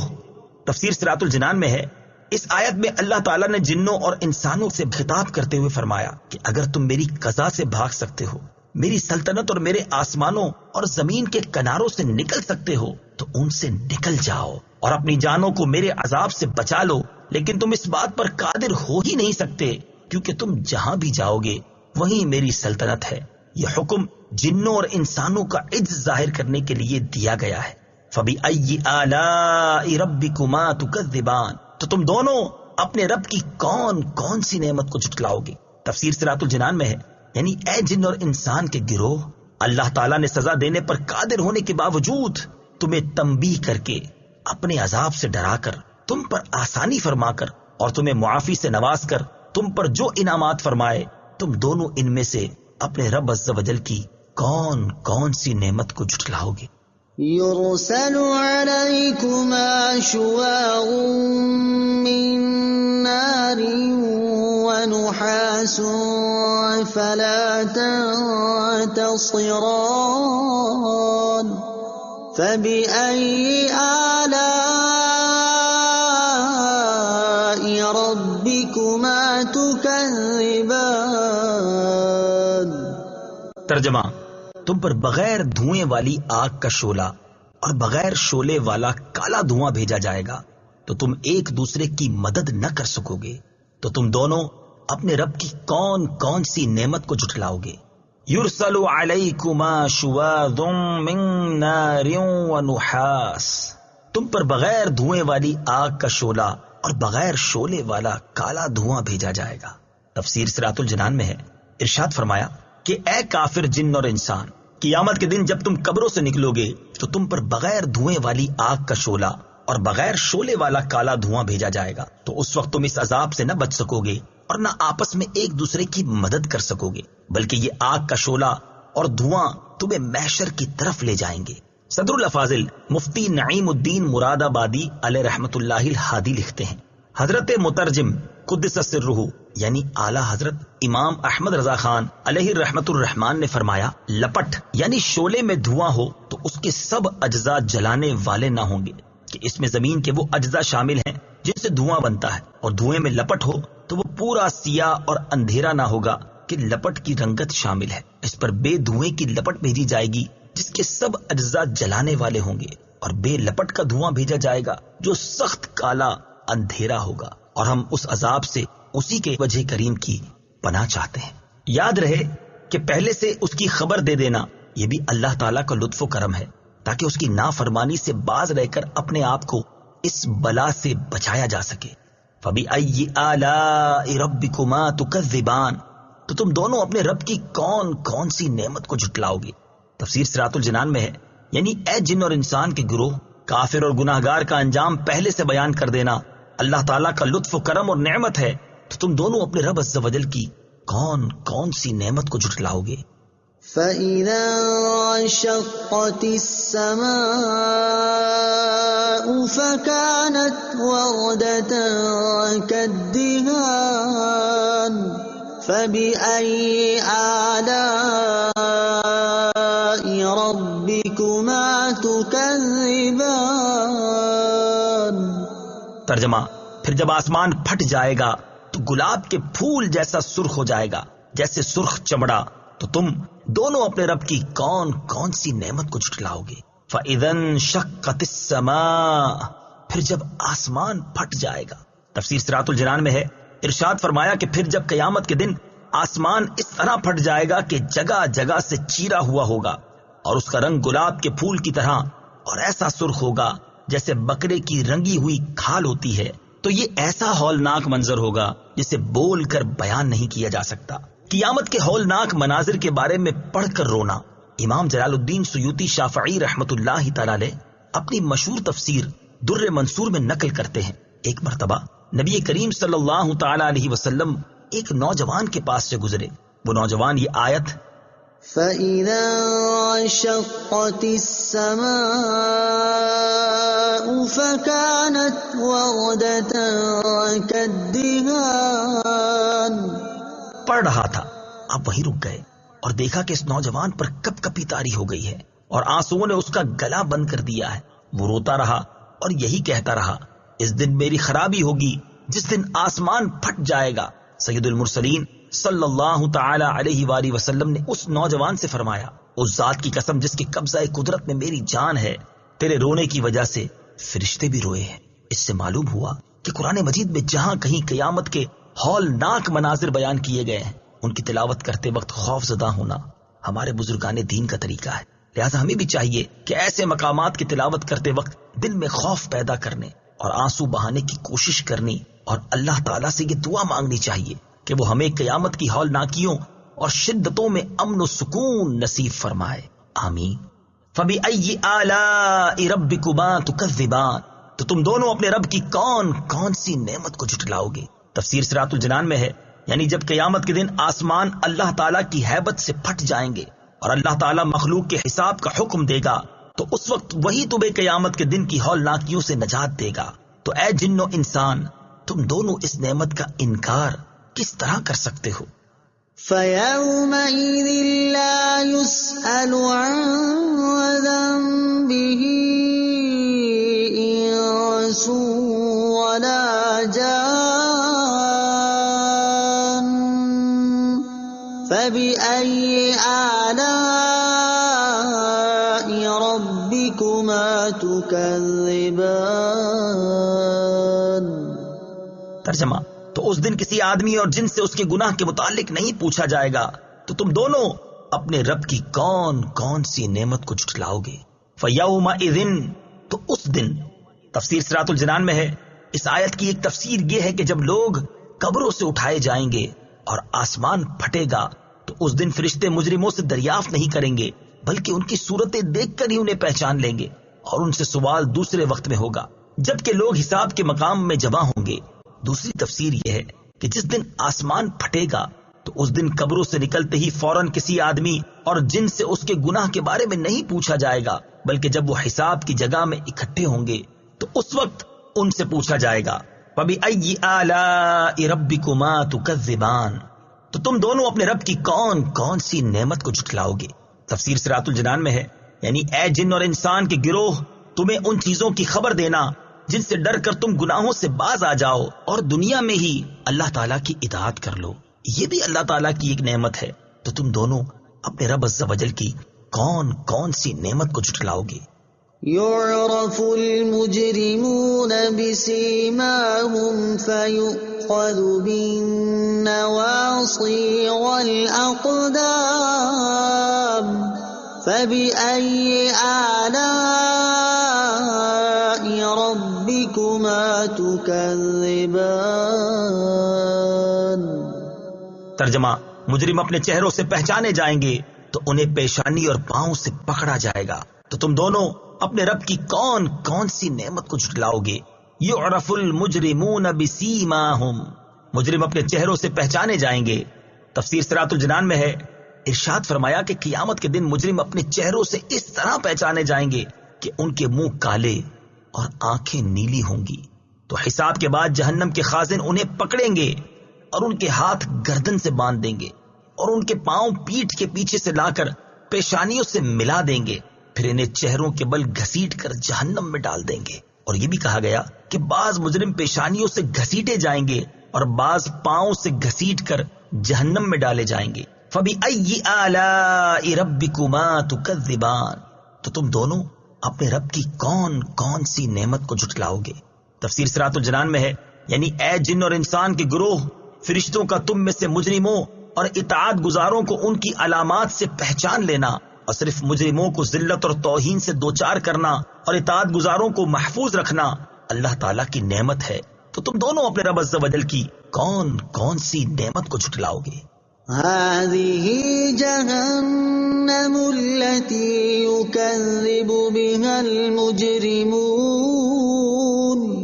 يطوفون بينها وبين حميم آن فبأي آلاء ربكما تكذبان۔ ترجمہ، یہ وہ جہنم ہے جسے مجرم جھٹلاتے تھے، جہنمی جہنم اور انتہائی کھولتے ہوئے پانی میں چکر لگائیں گے، تو تم دونوں اپنے رب کی کون کون سی نعمت کو جھٹلاؤ گے؟ ہذہ جہنم، یہ وہ جہنم ہے۔ تفسیر صراط الجنان میں ہے، اس آیت کی ایک تفسیر یہ ہے کہ وہ جہنم جسے مجرم جھٹلاتے تھے وہ ان سے دور نہیں بلکہ ان کے قریب ہے۔ دوسری تفسیر یہ ہے کہ جب کفار جہنم کے قریب ہوں گے تو اس وقت جہنم کے خازن ان سے کہیں گے کہ یہ وہ جہنم ہے جسے تم دنیا میں جھٹلاتے تھے۔ یطوفون، جہنمی چکر لگائیں گے۔ تفسیر صراط الجنان میں ہے، اس آیت میں جہنمیوں کا حال بیان کرتے ہوئے اللہ تعالیٰ نے ارشاد فرمایا کہ جہنمی جہنم اور اس کے انتہائی کھولتے ہوئے پانی میں چکر لگائیں گے۔ اس کی ایک صورت یہ ہوگی کہ جب وہ جہنم کی آگ سے جل بھن کر فریاد کریں گے تو انہیں اس جگہ لے جایا جائے گا جہاں کھولتے ہوئے پانی کا چشمہ ہے، وہاں انہیں جلتا اور کھولتا ہوا پانی پلایا جائے گا، اور جب اس عذاب پر فریاد کریں گے تو انہیں اس جگہ لے جایا جائے گا جہاں آگ کا عذاب ہے۔ دوسری صورت یہ ہوگی کہ جہنمیوں پر بھوک کا عذاب مسلط کیا جائے گا، جب وہ کھانے کے لیے چیخیں گے تو انہیں تھوہڑ کھلایا جائے گا اور وہ ان کے حلق میں چبھ جائے گا، تب پانی کے لیے شور مچائیں گے تو پھر انہیں وہاں لے جایا جائے گا جہاں کھولتے پانی کا چشمہ ہے۔ جب وہ پانی اپنے چہرے کے قریب کریں گے تو ان کے چہرے کا گوشت گل کر اس میں گر پڑے گا، پھر اسے پیئیں گے تو وہ ان کے پیٹوں میں جوش مارے گا اور ان میں موجود ہر چیز نکال دے گا، پھر ان پر بھوک مسلط کی جائے گی اور وہ اسی طرح جہنم کے ایک طبقے سے دوسرے طبقے میں چکر لگائیں گے۔ فَبِأَيِّ آلَاءِ رَبِّكُمَا تُكَذِّبَانِ، تو تم دونوں اپنے رب کی کون کون سی نعمت کو جھٹلاؤ گے؟ تفسیر صراط الجنان میں ہے، یعنی اے جن اور انسان کے گروہ، اللہ تعالیٰ کا اپنی نافرمانی کے سنجام سے دنیا میں ہی آگاہ فرما دینا بھی اس کی نعمت ہے، تو تم دونوں اپنے رب عز و جل کی کون کون سی نعمت کو جھٹلاؤ گے؟ وَلِمَنْ خَافَ مَقَامَ رَبِّهِ جَنَّتَانِ فَبِأَيِّ آلَاءِ رَبِّكُمَا تُكَذِّبَانِ۔ ترجمہ، اور جو اپنے رب کے حضور کھڑے ہونے سے ڈرے اس کے لیے دو جنتیں ہیں، تو تم دونوں اپنے رب کی کون کون سی نعمت کو جھٹلاؤ گے؟ وَلِمَنْ خَافَ مَقَامَ رَبِّهِ، اور جو اپنے رب کے حضور کھڑے ہونے سے ڈرے۔ تفسیر صراط الجنان میں ہے، یہاں سے اللہ تعالیٰ نے وہ نعمتیں بیان فرمائی ہیں جو اس نے اپنی بارگاہ میں کھڑے ہونے سے ڈرنے والے متقی اور مومن بندوں کے لیے تیار فرمائی ہیں۔ اس آیت کا ایک معنی یہ ہے کہ جیسے دنیا میں قیامت کے دن اپنے رب عز و جل کے حضور حساب کی جگہ میں حساب کے لیے کھڑے ہونے کا ڈر ہو اور وہ گناہوں کو چھوڑ دے اور فرائض کی بجا آوری کرے، تو اس کے لیے آخرت میں 2 جنتیں ہیں۔ اس معنی کی تائید اس آیت مبارکہ سے بھی ہوتی ہے۔ ارشاد باری تعالیٰ ہے، وَأَمَّا مَنْ خَافَ مَقَامَ رَبِّهِ وَنَهَى النَّفْسَ عَنِ الْهَوَىٰ فَإِنَّ الْجَنَّةَ هِيَ الْمَأْوَىٰ۔ ترجمہ، اور وہ جو اپنے رب کے حضور کھڑے ہونے سے ڈرا اور نفس کو خواہش سے روکا تو بے شک جنت ہی ٹھکانہ ہے۔ دوسرا معنی یہ ہے کہ جو اس بات سے ڈرے کہ اس کے تمام اعمال اللہ تعالیٰ جانتا ہے اور وہ اس کے اعمال کی نگرانی رکھتا ہے، اور اس خوف کی وجہ سے وہ بندہ گناہ چھوڑ دے تو اس کے لیے آخرت میں 2 جنتیں ہیں۔ اس معنی کی تائید اس آیت سے بھی ہوتی ہے۔ أَفَمَنْ هُوَ قَائِمٌ عَلَى كُلِّ نَفْسٍ بِمَا كَسَبَتْ۔ ترجمہ، تو کیا وہ خدا جو ہر شخص پر اس کے اعمال کی نگرانی رکھتا ہے۔ اللہ تعالیٰ کے حضور کھڑے ہونے سے ڈرنے والے کو 2 جنتیں ملنے کی وجوہات۔ 2 جنتوں سے مراد جنت عدن اور جنت نعیم ہے، اور 2 جنتیں ملنے کی وجوہات مفسرین نے مختلف بیان فرمائی ہیں۔ نمبر 1، ایک جنت اللہ تعالیٰ سے ڈرنے کا صلہ ہے، اور ایک نفسانی خواہشات ترک کرنے کا صلہ ہے۔ نمبر 2، ایک جنت اس کے درست عقیدہ رکھنے کا صلہ ہے، اور ایک جنت اس کے نیک اعمال کا صلہ ہے۔ نمبر 3، ایک جنت اس کی فرما برداری کرنے کا صلہ ہے، اور ایک جنت گناہ چھوڑ دینے کا صلہ ہے۔ نمبر 4، ایک جنت ثواب کے طور پر ملے گی، اور ایک جنت اللہ تعالیٰ کے فضل کے طور پر ملے گی۔ ایک جنت اس کی رہائش کے لیے ہوگی، اور دوسری جنت اس کی بیویوں کی رہائش کے لیے ہوگی۔ اللہ تعالیٰ کا خوف بڑی اعلیٰ نعمت ہے۔ اس آیت سے معلوم ہوا کہ اللہ تعالیٰ کا خوف بڑی اعلیٰ نعمت ہے۔ اللہ تعالیٰ سب مسلمانوں کو اپنا خوف نصیب کرے۔ امیر المومنین حضرت عمر فاروق رضی اللہ تعالی عنہ کے زمانہ مبارکہ میں ایک نوجوان بہت متقی اور پرہیزگار و عبادت گزار تھا، حتیٰ کہ حضرت عمر رضی اللہ تعالیٰ عنہ بھی اس کی عبادت پر تعجب کیا کرتے تھے۔ وہ نوجوان نماز عشاء مسجد میں ادا کرنے کے بعد اپنے بوڑھے باپ کی خدمت کرنے کے لیے جایا کرتا تھا۔ راستے میں ایک خوبرو عورت اسے اپنی طرف بلاتی اور چھیڑتی تھی، لیکن یہ نوجوان اس پر توجہ دیے بغیر نگاہیں جھکائے گزر جایا کرتا تھا۔ آخر کار ایک دن وہ نوجوان شیطان کے ورغ لانے اور اس عورت کی دعوت پر برائی کے ارادے سے اس کی جانب بڑھا، لیکن جب دروازے پر پہنچا تو اسے اللہ تعالیٰ کا یہی فرمان عالی شان یاد آ گیا، إِنَّ الَّذِينَ اتَّقَوْا إِذَا مَسَّهُمْ طَائِفٌ مِّنَ الشَّيْطَانِ تَذَكَّرُوا فَإِذَا هُم مُبْصِرُونَ۔ ترجمہ، بے شک جب شیطان کی طرف سے پرہیزگاروں کو کوئی خیال آتا ہے تو وہ فوراً حکم خدا یاد کرتے ہیں، پھر اسی وقت ان کی آنکھیں کھل جاتی ہیں۔ اس آیت پاک کی یاد آتے ہی اس کے دل پر اللہ تعالیٰ کا خوف اس قدر غالب ہوا کہ وہ بے ہوش ہو کر زمین پر گر گیا۔ جب یہ بہت دیر تک گھر نہ پہنچا تو اس کا بوڑھا باپ اسے تلاش کرتا ہوا وہاں پہنچا اور لوگوں کی مدد سے اسے اٹھوا کر گھر لے آیا۔ ہوش آنے پر باپ نے تمام واقعہ دریافت کیا۔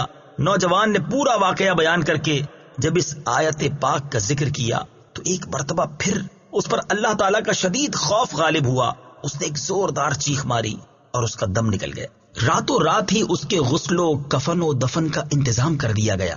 صبح جب یہ واقعہ حضرت عمر رضی اللہ تعالیٰ عنہ کی خدمت میں پیش کیا گیا تو آپ اس کے باپ کے پاس تعزیت کے لیے تشریف لے گئے اور اس سے فرمایا کہ آپ نے ہمیں اطلاع کیوں نہیں دی تاکہ ہم بھی جنازے میں شریک ہو جاتے۔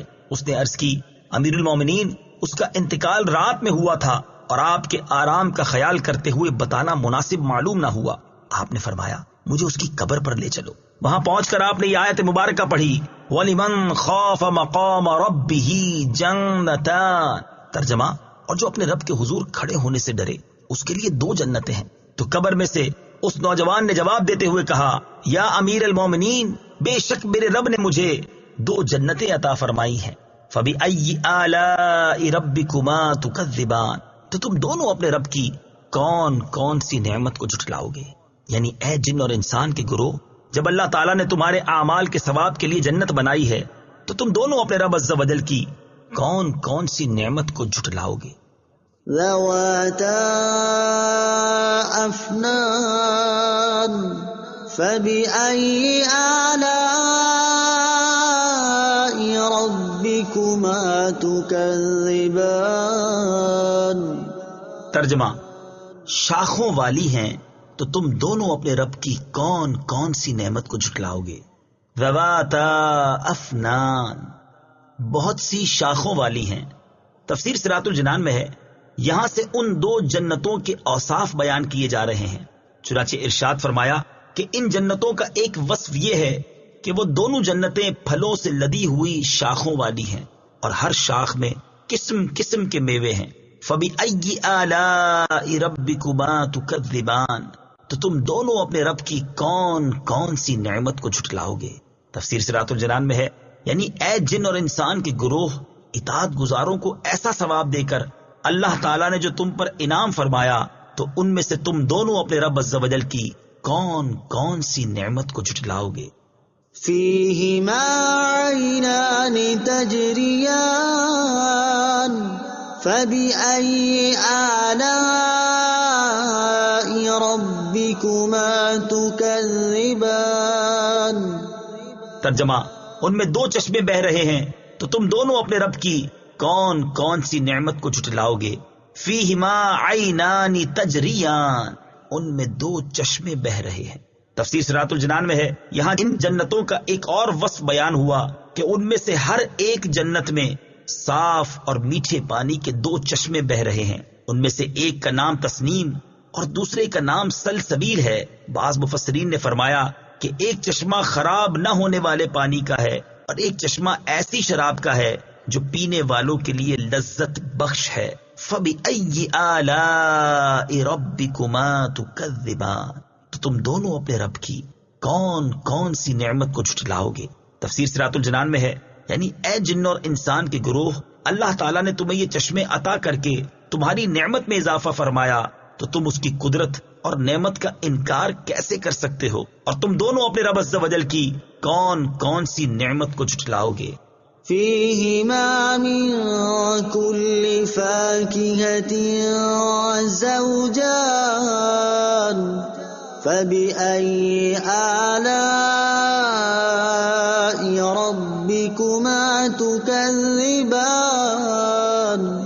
ترجمہ: ان دونوں باغوں میں ہر پھل کی دو دو قسمیں ہیں تو تم دونوں اپنے رب کی کون کون سی نعمت کو جھٹلاؤ گے. فیہما من کل فاکہۃ زوجان، ان دونوں باغوں میں ہر پھل کی دو دو قسمیں ہیں. تفسیر صراط الجنان میں ہے، دو قسموں سے مراد یہ ہے کہ بعض وہ پھل ہیں جو دنیا میں دیکھے گئے اور بعض وہ عجیب و غریب پھل ہیں جو اس سے پہلے کبھی نہ دیکھے گئے. یا اس سے مراد یہ ہے کہ بعض پھل خشک ہیں اور بعض تر، یا یہ مراد ہے کہ بعض پھل خالص میٹھے ہیں اور بعض ترشی کی طرف مائل ہیں.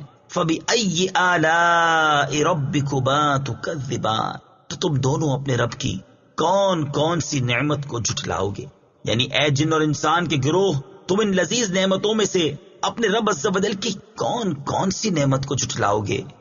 متکئین علی فرش بطائنها من استبرق وجنى الجنتين دان فبأي آلاء ربكما تكذبان. ترجمہ: اور جنتی ایسے بچھونوں پر تکیہ لگائے ہوئے ہوں گے جن کے اندرونی حصے موٹے ریشم کے ہیں اور دونوں جنتوں کے پھل جھکے ہوئے ہوں گے تو تم دونوں اپنے رب کی کون کون سی نعمت کو جھٹلاؤ گے. متکئین علی فرش، بچھونوں پر تکیہ لگائے ہوئے ہوں گے. تفسیر صراط الجنان میں ہے، یعنی جنتی لوگ بادشاہوں کی طرح آرام اور راحت سے ایسے بچھونوں پر ٹیک لگا کر بیٹھے ہوئے ہوں گے جن کے اندرونی حصے موٹے ریشم کے ہوں گے. حضرت عبداللہ ابن مسعود اور حضرت ابو ہریرہ رضی اللہ تعالی عنہما فرماتے ہیں، جب اس بچھونے کے اندرونی حصے کا یہ حال ہے تو ظاہری حصے کا کیا حال ہوگا. اور حضرت عبداللہ ابن عباس رضی اللہ تعالی عنہما فرماتے ہیں، اللہ تعالیٰ نے ان بچھونوں کے اندرونی حصے کا حال تو بیان کر دیا لیکن ظاہری حصے کا بیان نہیں کیا، کیونکہ زمین میں کوئی ایسی چیز ہے ہی نہیں جس سے ان کے ظاہری حصوں کا حال پہچانا جا سکے. وَجَنَى الْجَنَّتَيْنِ دَانٍ، اور دونوں جنتوں کا پھل جھکا ہوا ہے، یعنی ان دونوں جنتوں کا پھل اتنا قریب ہوگا کہ کھڑا بیٹھا اور لیٹا ہر شخص اسے چن لے گا، جبکہ دنیا کے پھلوں میں یہ خاصیت نہیں ہے۔ حضرت عبداللہ ابن عباس رضی اللہ تعالی عنہما فرماتے ہیں کہ درخت اتنا قریب ہوگا کہ اللہ تعالیٰ کے پیارے بندے کھڑے یا بیٹھے جیسے چاہیں گے اس کا پھل چن لیں گے۔ فَبِأَيِّ آلَاءِ رَبِّكُمَا تُكَذِّبَانِ، تو تم دونوں اپنے رب کی کون کون سی نعمت کو جھٹلاؤ گے؟ تفسیر صراط الجنان میں ہے، یعنی اے جن اور انسان کے گروہ، ان لذیذ اور باقی رہنے والی نعمتوں میں سے تم دونوں اپنے رب عز و جل کی کون کون سی نعمت کو جھٹلاؤ گے؟ فيهن قاصرات الطرف لم يطمثهن إنس قبلهم ولا جان فبأي آلاء ربكما تكذبان۔ ترجمہ: ان جنتوں میں وہ عورتیں ہیں کہ شوہر کے سوا کسی کو آنکھ اٹھا کر نہیں دیکھتی، جنہیں ان کے شوہروں سے پہلے نہ کسی آدمی نے چھوا اور نہ کسی جن نے، تو تم دونوں اپنے رب کی کون کون سی نعمت کو جھٹلاؤ گے؟ فیہن قاصرات الطرف، ان جنتوں میں وہ عورتیں ہیں کہ شوہر کے سوا کسی کو آنکھ اٹھا کر نہیں دیکھتی۔ تفسیر صراط الجنان میں ہے، اس آیت کا خلاصہ یہ ہے کہ ان جنتوں کے محلات میں جنتی مردوں کے لیے ایسی بیویاں ہوں گی جو اپنے شوہر کے علاوہ کسی اور کی طرف آنکھ اٹھا کر نہیں دیکھیں گی، اور ان میں سے ہر ایک اپنے شوہر سے کہے گی مجھے اپنے رب عز و جل کی عزت و جلال کی قسم، جنت میں مجھے کوئی چیز تجھ سے زیادہ اچھی نہیں معلوم ہوتی۔ تو اس خدا عز و جل کی حمد ہے جس نے تمہیں میرا شوہر بنایا اور مجھے تمہاری بیوی بنایا۔ اور وہ بیویاں ایسی ہوں گی کہ انہیں ان کے جنتی شوہروں کے علاوہ نہ کسی آدمی نے چھوا ہوگا اور نہ ہی کسی جن نے۔ ان بیویوں سے مراد حور عین ہیں، کیونکہ وہ جنت میں پیدا کی گئی ہیں، اس لیے ان کے شوہروں کے سوا انہیں کسی نے نہیں چھوا۔ بعض مفسرین نے فرمایا ان سے مراد دنیا کی عورتیں ہیں، انہیں دوبارہ کنواریاں پیدا کیا جائے گا اور اس پیدائش کے بعد انہیں ان کے شوہروں کے علاوہ کسی اور نے نہ چھوا ہوگا۔ آیت فیہن قاصرات الطرف سے حاصل ہونے والی معلومات۔ اس آیت سے چند باتیں معلوم ہوئیں۔ نمبر 1، تقوی اور شرم و حیا عورت کا بہت بڑا کمال ہے۔ نمبر 2، اجنبی عورت کا متقی پرہیزگار مرد سے بھی پردہ ہے، کیونکہ جنت میں سب متقی ہوں گے مگر ان سے بھی پردہ ہوگا۔ نمبر 3، پردہ اللہ تعالیٰ کی وہ نعمت ہے جو جنت میں بھی ہوگی۔ نمبر 4، حوریں پیدا ہو چکی ہیں اور جنت کی تمام نعمتوں کی طرح وہ بھی موجود ہیں۔ نمبر 5، حضرت آدم علیہ السلام اگرچہ جنت میں رہے اور وہاں کی نعمتیں کھائیں مگر آپ علیہ السلام حوروں کی طرف مائل نہ ہوئے، کیونکہ حوریں صرف جزا کے طور پر ملیں گی۔ فَبِأَيِّ آلَاءِ رَبِّكُمَا تُكَذِّبَانِ، تو تم دونوں اپنے رب کی کون کون سی نعمت کو جھٹلاؤ گے؟ تفسیر صراط الجنان میں ہے، یعنی اے جن اور انسان کے گروہ، اللہ تعالیٰ نے تمہاری طبیعت کے موافق تمہارے لیے بیویاں بنائیں اور وہ تمہارے علاوہ کسی اور کی طرف نہیں دیکھتی، تو تم اللہ تعالیٰ کا انکار کس طرح کرتے ہو؟ اور تم دونوں اپنے رب عز و جل کی کون کون سی نعمت کو جھٹلاؤ گے؟ كأنهن الياقوت والمرجان فبأي آلاء ربكما تكذبان۔ ترجمہ: گویا وہ لال اور مونگا ہیں، تو تم دونوں اپنے رب کی کون کون سی نعمت کو جھٹلاؤ گے؟ كأنهن الياقوت والمرجان، گویا وہ لال اور مونگا ہیں۔ تفسیر صراط الجنان میں ہے، یعنی جنتی حوریں صفائی اور خوش رنگی میں لال اور مونگے پتھر کی طرح ہیں۔ جنتی حوروں کی صفائی اور خوش رنگی۔ جنتی حوروں کے بارے میں حضرت عبداللہ ابن مسعود رضی اللہ تعالی عنہ سے روایت ہے، تاجدار رسالت صلی اللہ تعالی علیہ وآلہ وسلم نے ارشاد فرمایا، جنتی عورتوں کی پنڈلیوں کی سفیدی 70 جوڑوں کے نیچے سے نظر آئے گی، یہاں تک کہ پنڈلیوں کا گودا بھی نظر آئے گا، اور یہ اس لیے کہ اللہ تعالیٰ ارشاد فرماتا ہے كأنهن الياقوت والمرجان، اور یاقوت ایک ایسا پتھر ہے کہ اگر اس میں دھاگا ڈال کر باہر سے دیکھنا چاہو تو دیکھ سکتے ہو۔ اور حضرت عبداللہ ابن مسعود رضی اللہ تعالیٰ عنہ سے مروی ہے کہ حور عین کی پنڈلی کا مغز لباس کے 70 جوڑوں کے نیچے گوشت اور ہڈی کے پیچھے سے اس طرح نظر آتا ہے جس طرح شیشے کی سراہی میں سرخ شراب نظر آتی ہے. فَبِأَيِّ آلَاءِ رَبِّكُمَا تُكَذِّبَانِ، تو تم دونوں اپنے رب کی کون کون سی نعمت کو جھٹلاؤ گے. تفسیر صراط الجنان میں ہے، یعنی اے جن اور انسان کے گروہ، اللہ تعالیٰ نے تمہاری نگاہوں کی لذت ان حوروں کو دیکھنے میں رکھی تو تم اللہ تعالیٰ کی وحدانیت اور اس کی نعمت کا انکار کس طرح کر سکتے ہو؟ اور تم دونوں اپنے رب عز و جل کی کون کون سی نعمت کو جھٹلاؤ گے؟ هل جزاء الإحسان إلا الإحسان فبأي آلاء ربكما تكذبان. ترجمہ: نیکی کا بدلہ نیکی ہی ہے تو تم دونوں اپنے رب کی کون کون سی نعمت کو جھٹلاؤ گے. حل جزاء الاحسان الا الاحسان، نیکی کا بدلہ نیکی ہی ہے.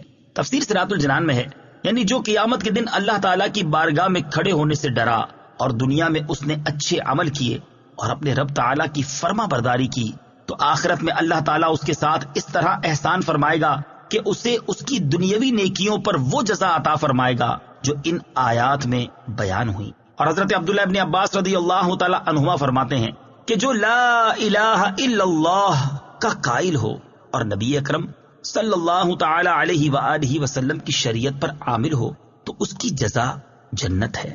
فَبِأَيِّ آلَاءِ رَبِّكُمَا تُكَذِّبَانِ، تو تم دونوں اپنے رب کی کون کون سی نعمت کو جھٹلاؤ گے. تفسیر صراط الجنان میں ہے، یعنی اے جن اور انسان کے گروہ، تم اپنے رب عز و جل کی نعمت کا انکار کس طرح کر سکتے ہو حالانکہ اس نے تمہاری نیکی کا ثواب جنت رکھی اور اسے تمہارے سامنے بیان کر دیا تاکہ تم نیک اعمال کر کے اللہ تعالیٰ کے ثواب اور اس کے احسان کو پالو. وَمِن دُونِهِمَا جَنَّتَانِ فَبِأَيِّ آلَاءِ رَبِّكُمَا تُكَذِّبَانِ. ترجمہ: اور ان کے سوا دو جنتیں اور ہیں تو تم دونوں اپنے رب کی کون کون سی نعمت کو جھٹلاؤ گے. وَمِن دُونِهِمَا جَنَّتَانِ، اور ان کے سوا دو جنتیں اور ہیں. تفسیر صراط الجنان میں ہے، یعنی جن دو جنتوں کا ذکر اوپر گزرا ان کے علاوہ دو جنتیں اور بھی ہیں، مگر یہ دونوں ان پہلی جنتوں سے مرتبے، مقام اور فضیلت میں کم ہیں. حضرت ابو موسیٰ اشعری رضی اللہ تعالیٰ عنہ سے روایت ہے، رسول کریم صلی اللہ تعالی علیہ وآلہ وسلم نے ارشاد فرمایا، دو جنتیں تو ایسی ہیں جن کے برتن اور سامان چاندی کے ہیں، اور دو جنتیں ایسی ہیں کہ جن کے برتن اور سامان سونے کے ہیں. امام ضحاک رحمت اللہ تعالی علیہ فرماتے ہیں، پہلی دو جنتیں سونے اور چاندی کی اور دوسری دو جنتیں یاقوت اور زبرجد کی ہیں. جن جنتوں کا اس آیت میں بیان ہوا ان کے بارے میں ایک قول یہ ہے کہ یہ دائیں جانب والوں کے لیے ہیں کیونکہ ان کا مرتبہ ان لوگوں سے کم ہے جو اللہ تعالیٰ کی بارگاہ میں کھڑے ہونے سے ڈرتے ہیں، اور ایک قول یہ ہے کہ یہ دونوں جنتیں بھی اللہ تعالیٰ کی بارگاہ میں کھڑے ہونے سے ڈرنے والوں کے لیے ہیں. فَبِأَيِّ آلَاءِ رَبِّكُمَا تُكَذِّبَانِ، تو تم دونوں اپنے رب کی کون کون سی نعمت کو جھٹلاؤ گے. یعنی اے جن و انسان کے گروہ، اللہ تعالیٰ نے پہلے متقی لوگوں کے لیے دو جنتوں کا ذکر فرمایا اور اب ان کی فضیلت و کرامت میں اضافہ کرتے ہوئے دو اور جنتوں کا ذکر فرمایا، تو تم اپنے رب عز و جل کے فضل و کرامت کا انکار کس طرح کر سکتے ہو؟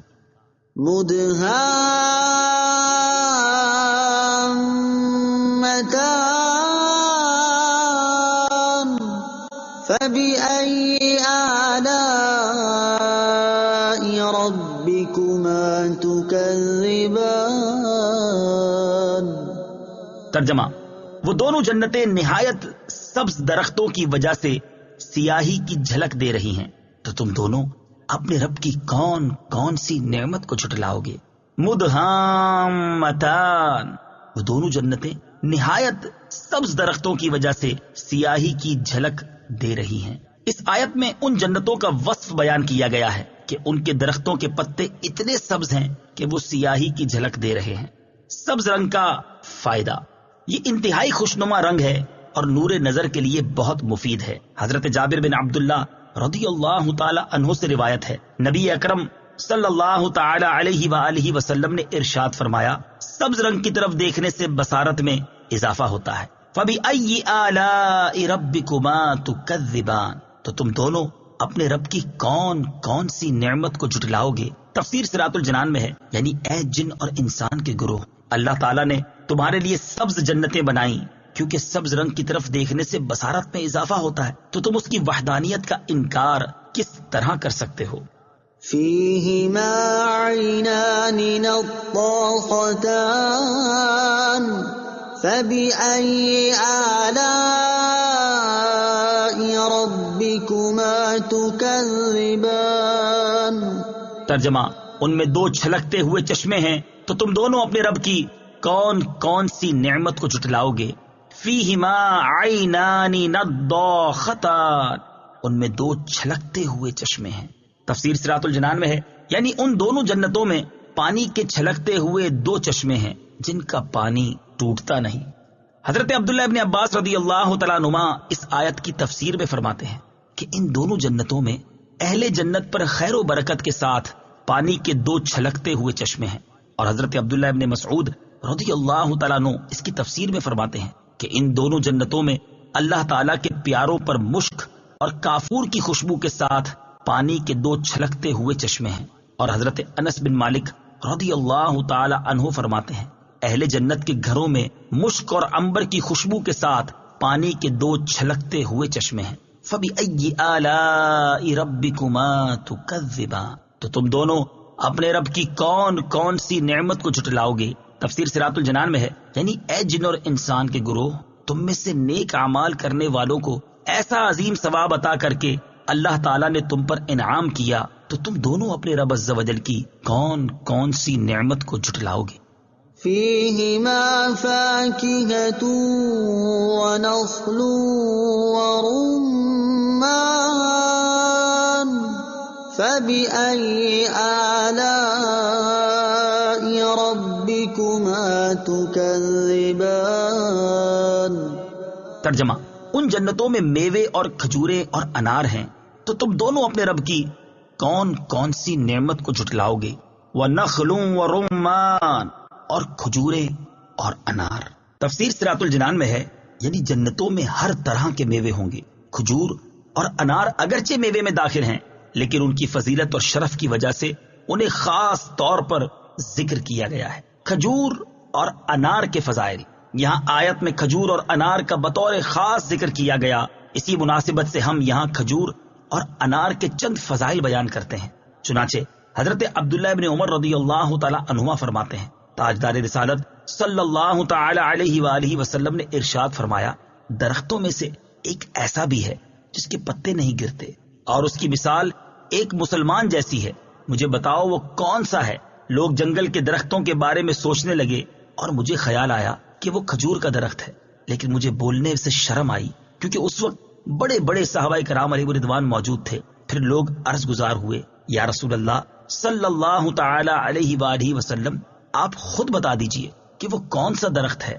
ارشاد فرمایا، وہ کھجور کا درخت ہے۔ یہ حدیث پاک بخاری شریف میں موجود ہے۔ مسلم شریف کی حدیث میں ہے، حضرت عائشہ صدیقہ رضی اللہ تعالی عنہا فرماتی ہیں، سید المرسلین صلی اللہ تعالی علیہ وآلہ وسلم نے ارشاد فرمایا، اے عائشہ رضی اللہ تعالی عنہا، جس گھر میں کھجوریں نہ ہوں وہ لوگ بھوکے ہیں۔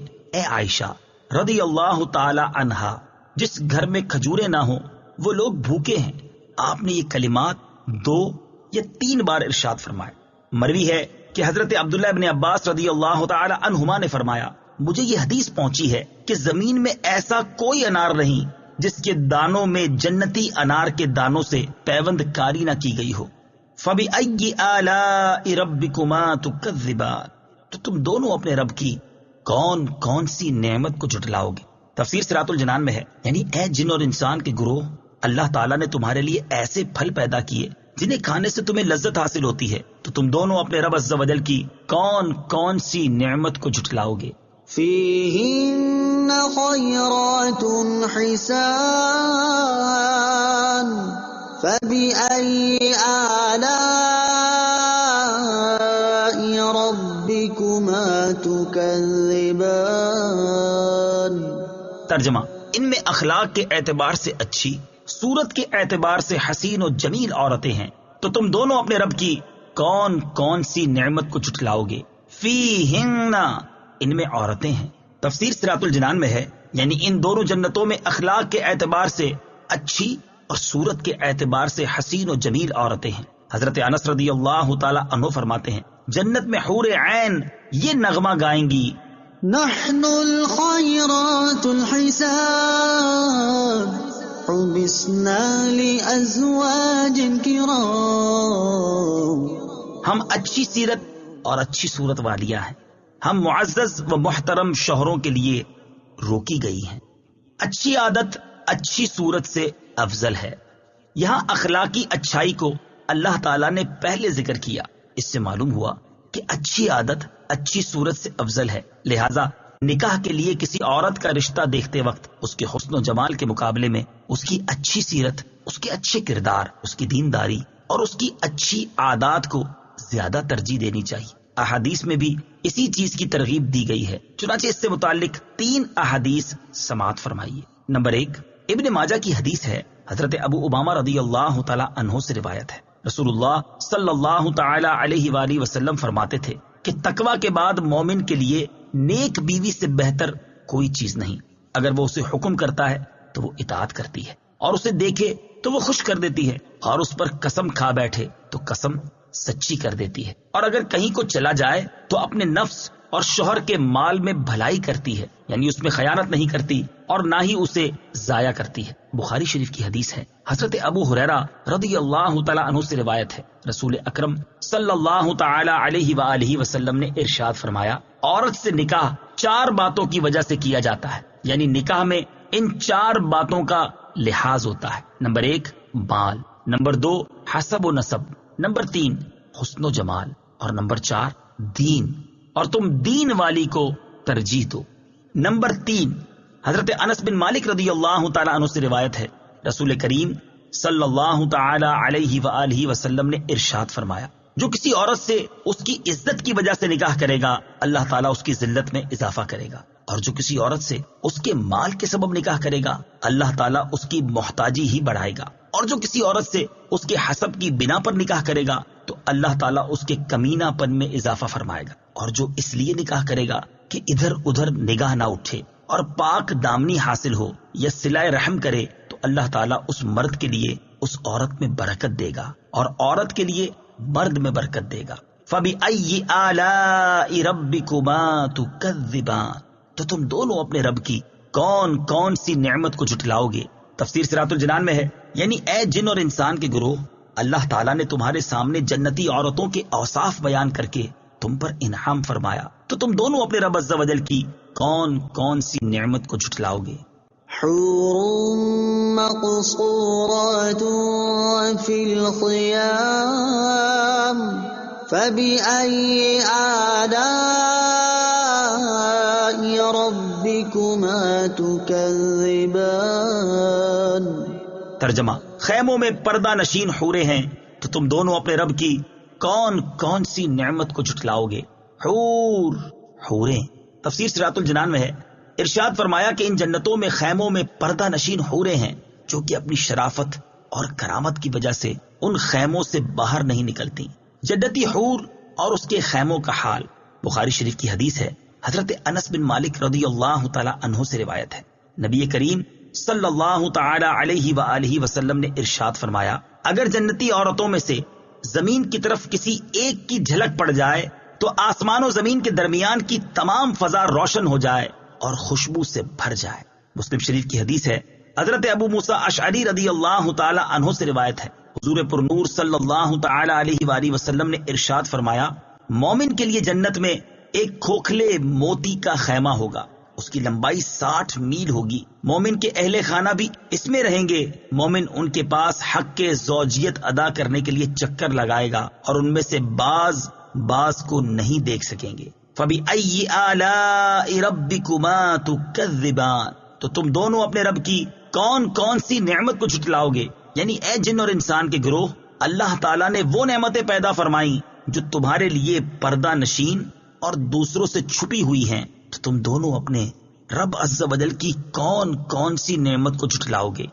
لم يطمثهن انس قبلهم ولا جان فبأي آلاء ربكما تكذبان۔ ترجمہ: ان سے پہلے انہیں نہ کسی آدمی نے چھوا اور نہ کسی جن نے، تو تم دونوں اپنے رب کی کون کون سی نعمت کو جھٹلاؤ گے؟ لم یطمثہن انس قبلہم، ان سے پہلے انہیں نہ کسی آدمی نے چھوا۔ تفسیر صراط الجنان میں ہے، یعنی جیسے ان دو جنتوں کی حوریں اپنے جنتی شوہروں کے علاوہ جن و انس کے چھونے سے محفوظ تھیں، ایسے ہی ان دونوں جنتوں کی حوریں بھی محفوظ ہیں، لہذا آیت میں تکرار نہیں۔ فَبِأَيِّ آلَاءِ رَبِّكُمَا تُكَذِّبَانِ، تو تم دونوں اپنے رب کی کون کون سی نعمت کو جھٹلاؤ گے؟ تفسیر صراط الجنان میں ہے، یعنی اے جن اور انسان کے گروہ، اللہ تعالیٰ نے تمہارے لیے جنت میں وہ نعمتیں تیار کی جنہیں نہ کسی آنکھ نے دیکھا، نہ کسی کان نے سنا، اور نہ ہی کسی انسان کے دل پر ان کا خیال گزرا۔ تو تم دونوں اپنے رب عز و جل کی ان نعمتوں کو جھٹلاؤ گے یا ان کے علاوہ دوسری نعمتوں کو جھٹلاؤ گے؟ متكئين على رفرف خضر وعبقري حسان فبأي آلاء ربكما تكذبان۔ ترجمہ: جنتی سبز قالینوں اور انتہائی خوبصورت بچھونوں پر تکیہ لگائے ہوئے ہوں گے، تو تم دونوں اپنے رب کی کون کون سی نعمت کو جھٹلاؤ گے؟ متکئین، تکیہ لگائے ہوئے ہوں گے۔ تفسیر صراط الجنان میں ہے، اللہ تعالیٰ کے حضور کھڑے ہونے سے ڈرنے والوں کو جو دو جنتیں عطا ہوں گی، ان کے جنتی بچھونوں کا ظاہری حال بیان نہیں کیا گیا، جیسا کہ آیت نمبر 54 میں گزرا، کیونکہ ان بچھونوں کی شان بہت بلند ہے اور ان کا ظاہری حال عقل اور فہم کے ادراک سے باہر ہے، جبکہ دوسری دو جنتوں میں اہل جنت کو جو بچھونے عطا ہوں گے ان کا ظاہری حال یہاں بیان کر دیا گیا کہ وہ سبز اور منقش ہوں گے۔ اس سے ان بچھونوں میں فرق صاف ظاہر ہو رہا ہے۔ فَبِأَيِّ آلَاءِ رَبِّكُمَا تُكَذِّبَانِ، تو تم دونوں اپنے رب کی کون کون سی نعمت کو جھٹلاؤ گے؟ تفسیر صراط الجنان میں ہے، یعنی اے جن اور انسان کے گروہ، تمہارے رب عز و جل کے علاوہ تم پر کوئی احسان فرمانے والا نہیں، تو تم دونوں اپنے رب عز و جل کی کون کون سی نعمت کو جھٹلاؤ گے؟ تبارک اسم ربک ذی الجلال والاکرام۔ ترجمہ: تمہارے رب کا نام بڑی برکت والا ہے جو عظمت اور بزرگی والا ہے۔ تبارک اسم ربک، تمہارے رب کا نام بڑی برکت والا ہے۔ تفسیر صراط الجنان میں ہے، اس آیت میں اس بات کی طرف اشارہ ہے کہ صرف اللہ تعالیٰ کی ذات ہی باقی رہے گی اور دنیا کی تمام نعمتیں فانی ہیں۔ نیز اللہ تعالیٰ نے اپنی عظمت و بزرگی بیان فرما کر آخرت کی نعمتوں کے بیان کا اختتام فرمایا۔ نماز کے بعد پڑھی جانے والی ایک دعا، حضرت ثوبان رضی اللہ تعالیٰ عنہ فرماتے ہیں کہ تاجدار رسالت صلی اللہ تعالی علیہ وآلہ وسلم نماز سے فارغ ہونے کے بعد 3 بار استغفار کرتے اور فرماتے، اللہم انت السلام ومنک السلام تبارکت ذی الجلال والاکرام، یعنی اے اللہ عز و جل تو سلام ہے اور تجھ سے سلامتی ہے اور تو برکت والا ہے، اے جلالت اور بزرگی والے۔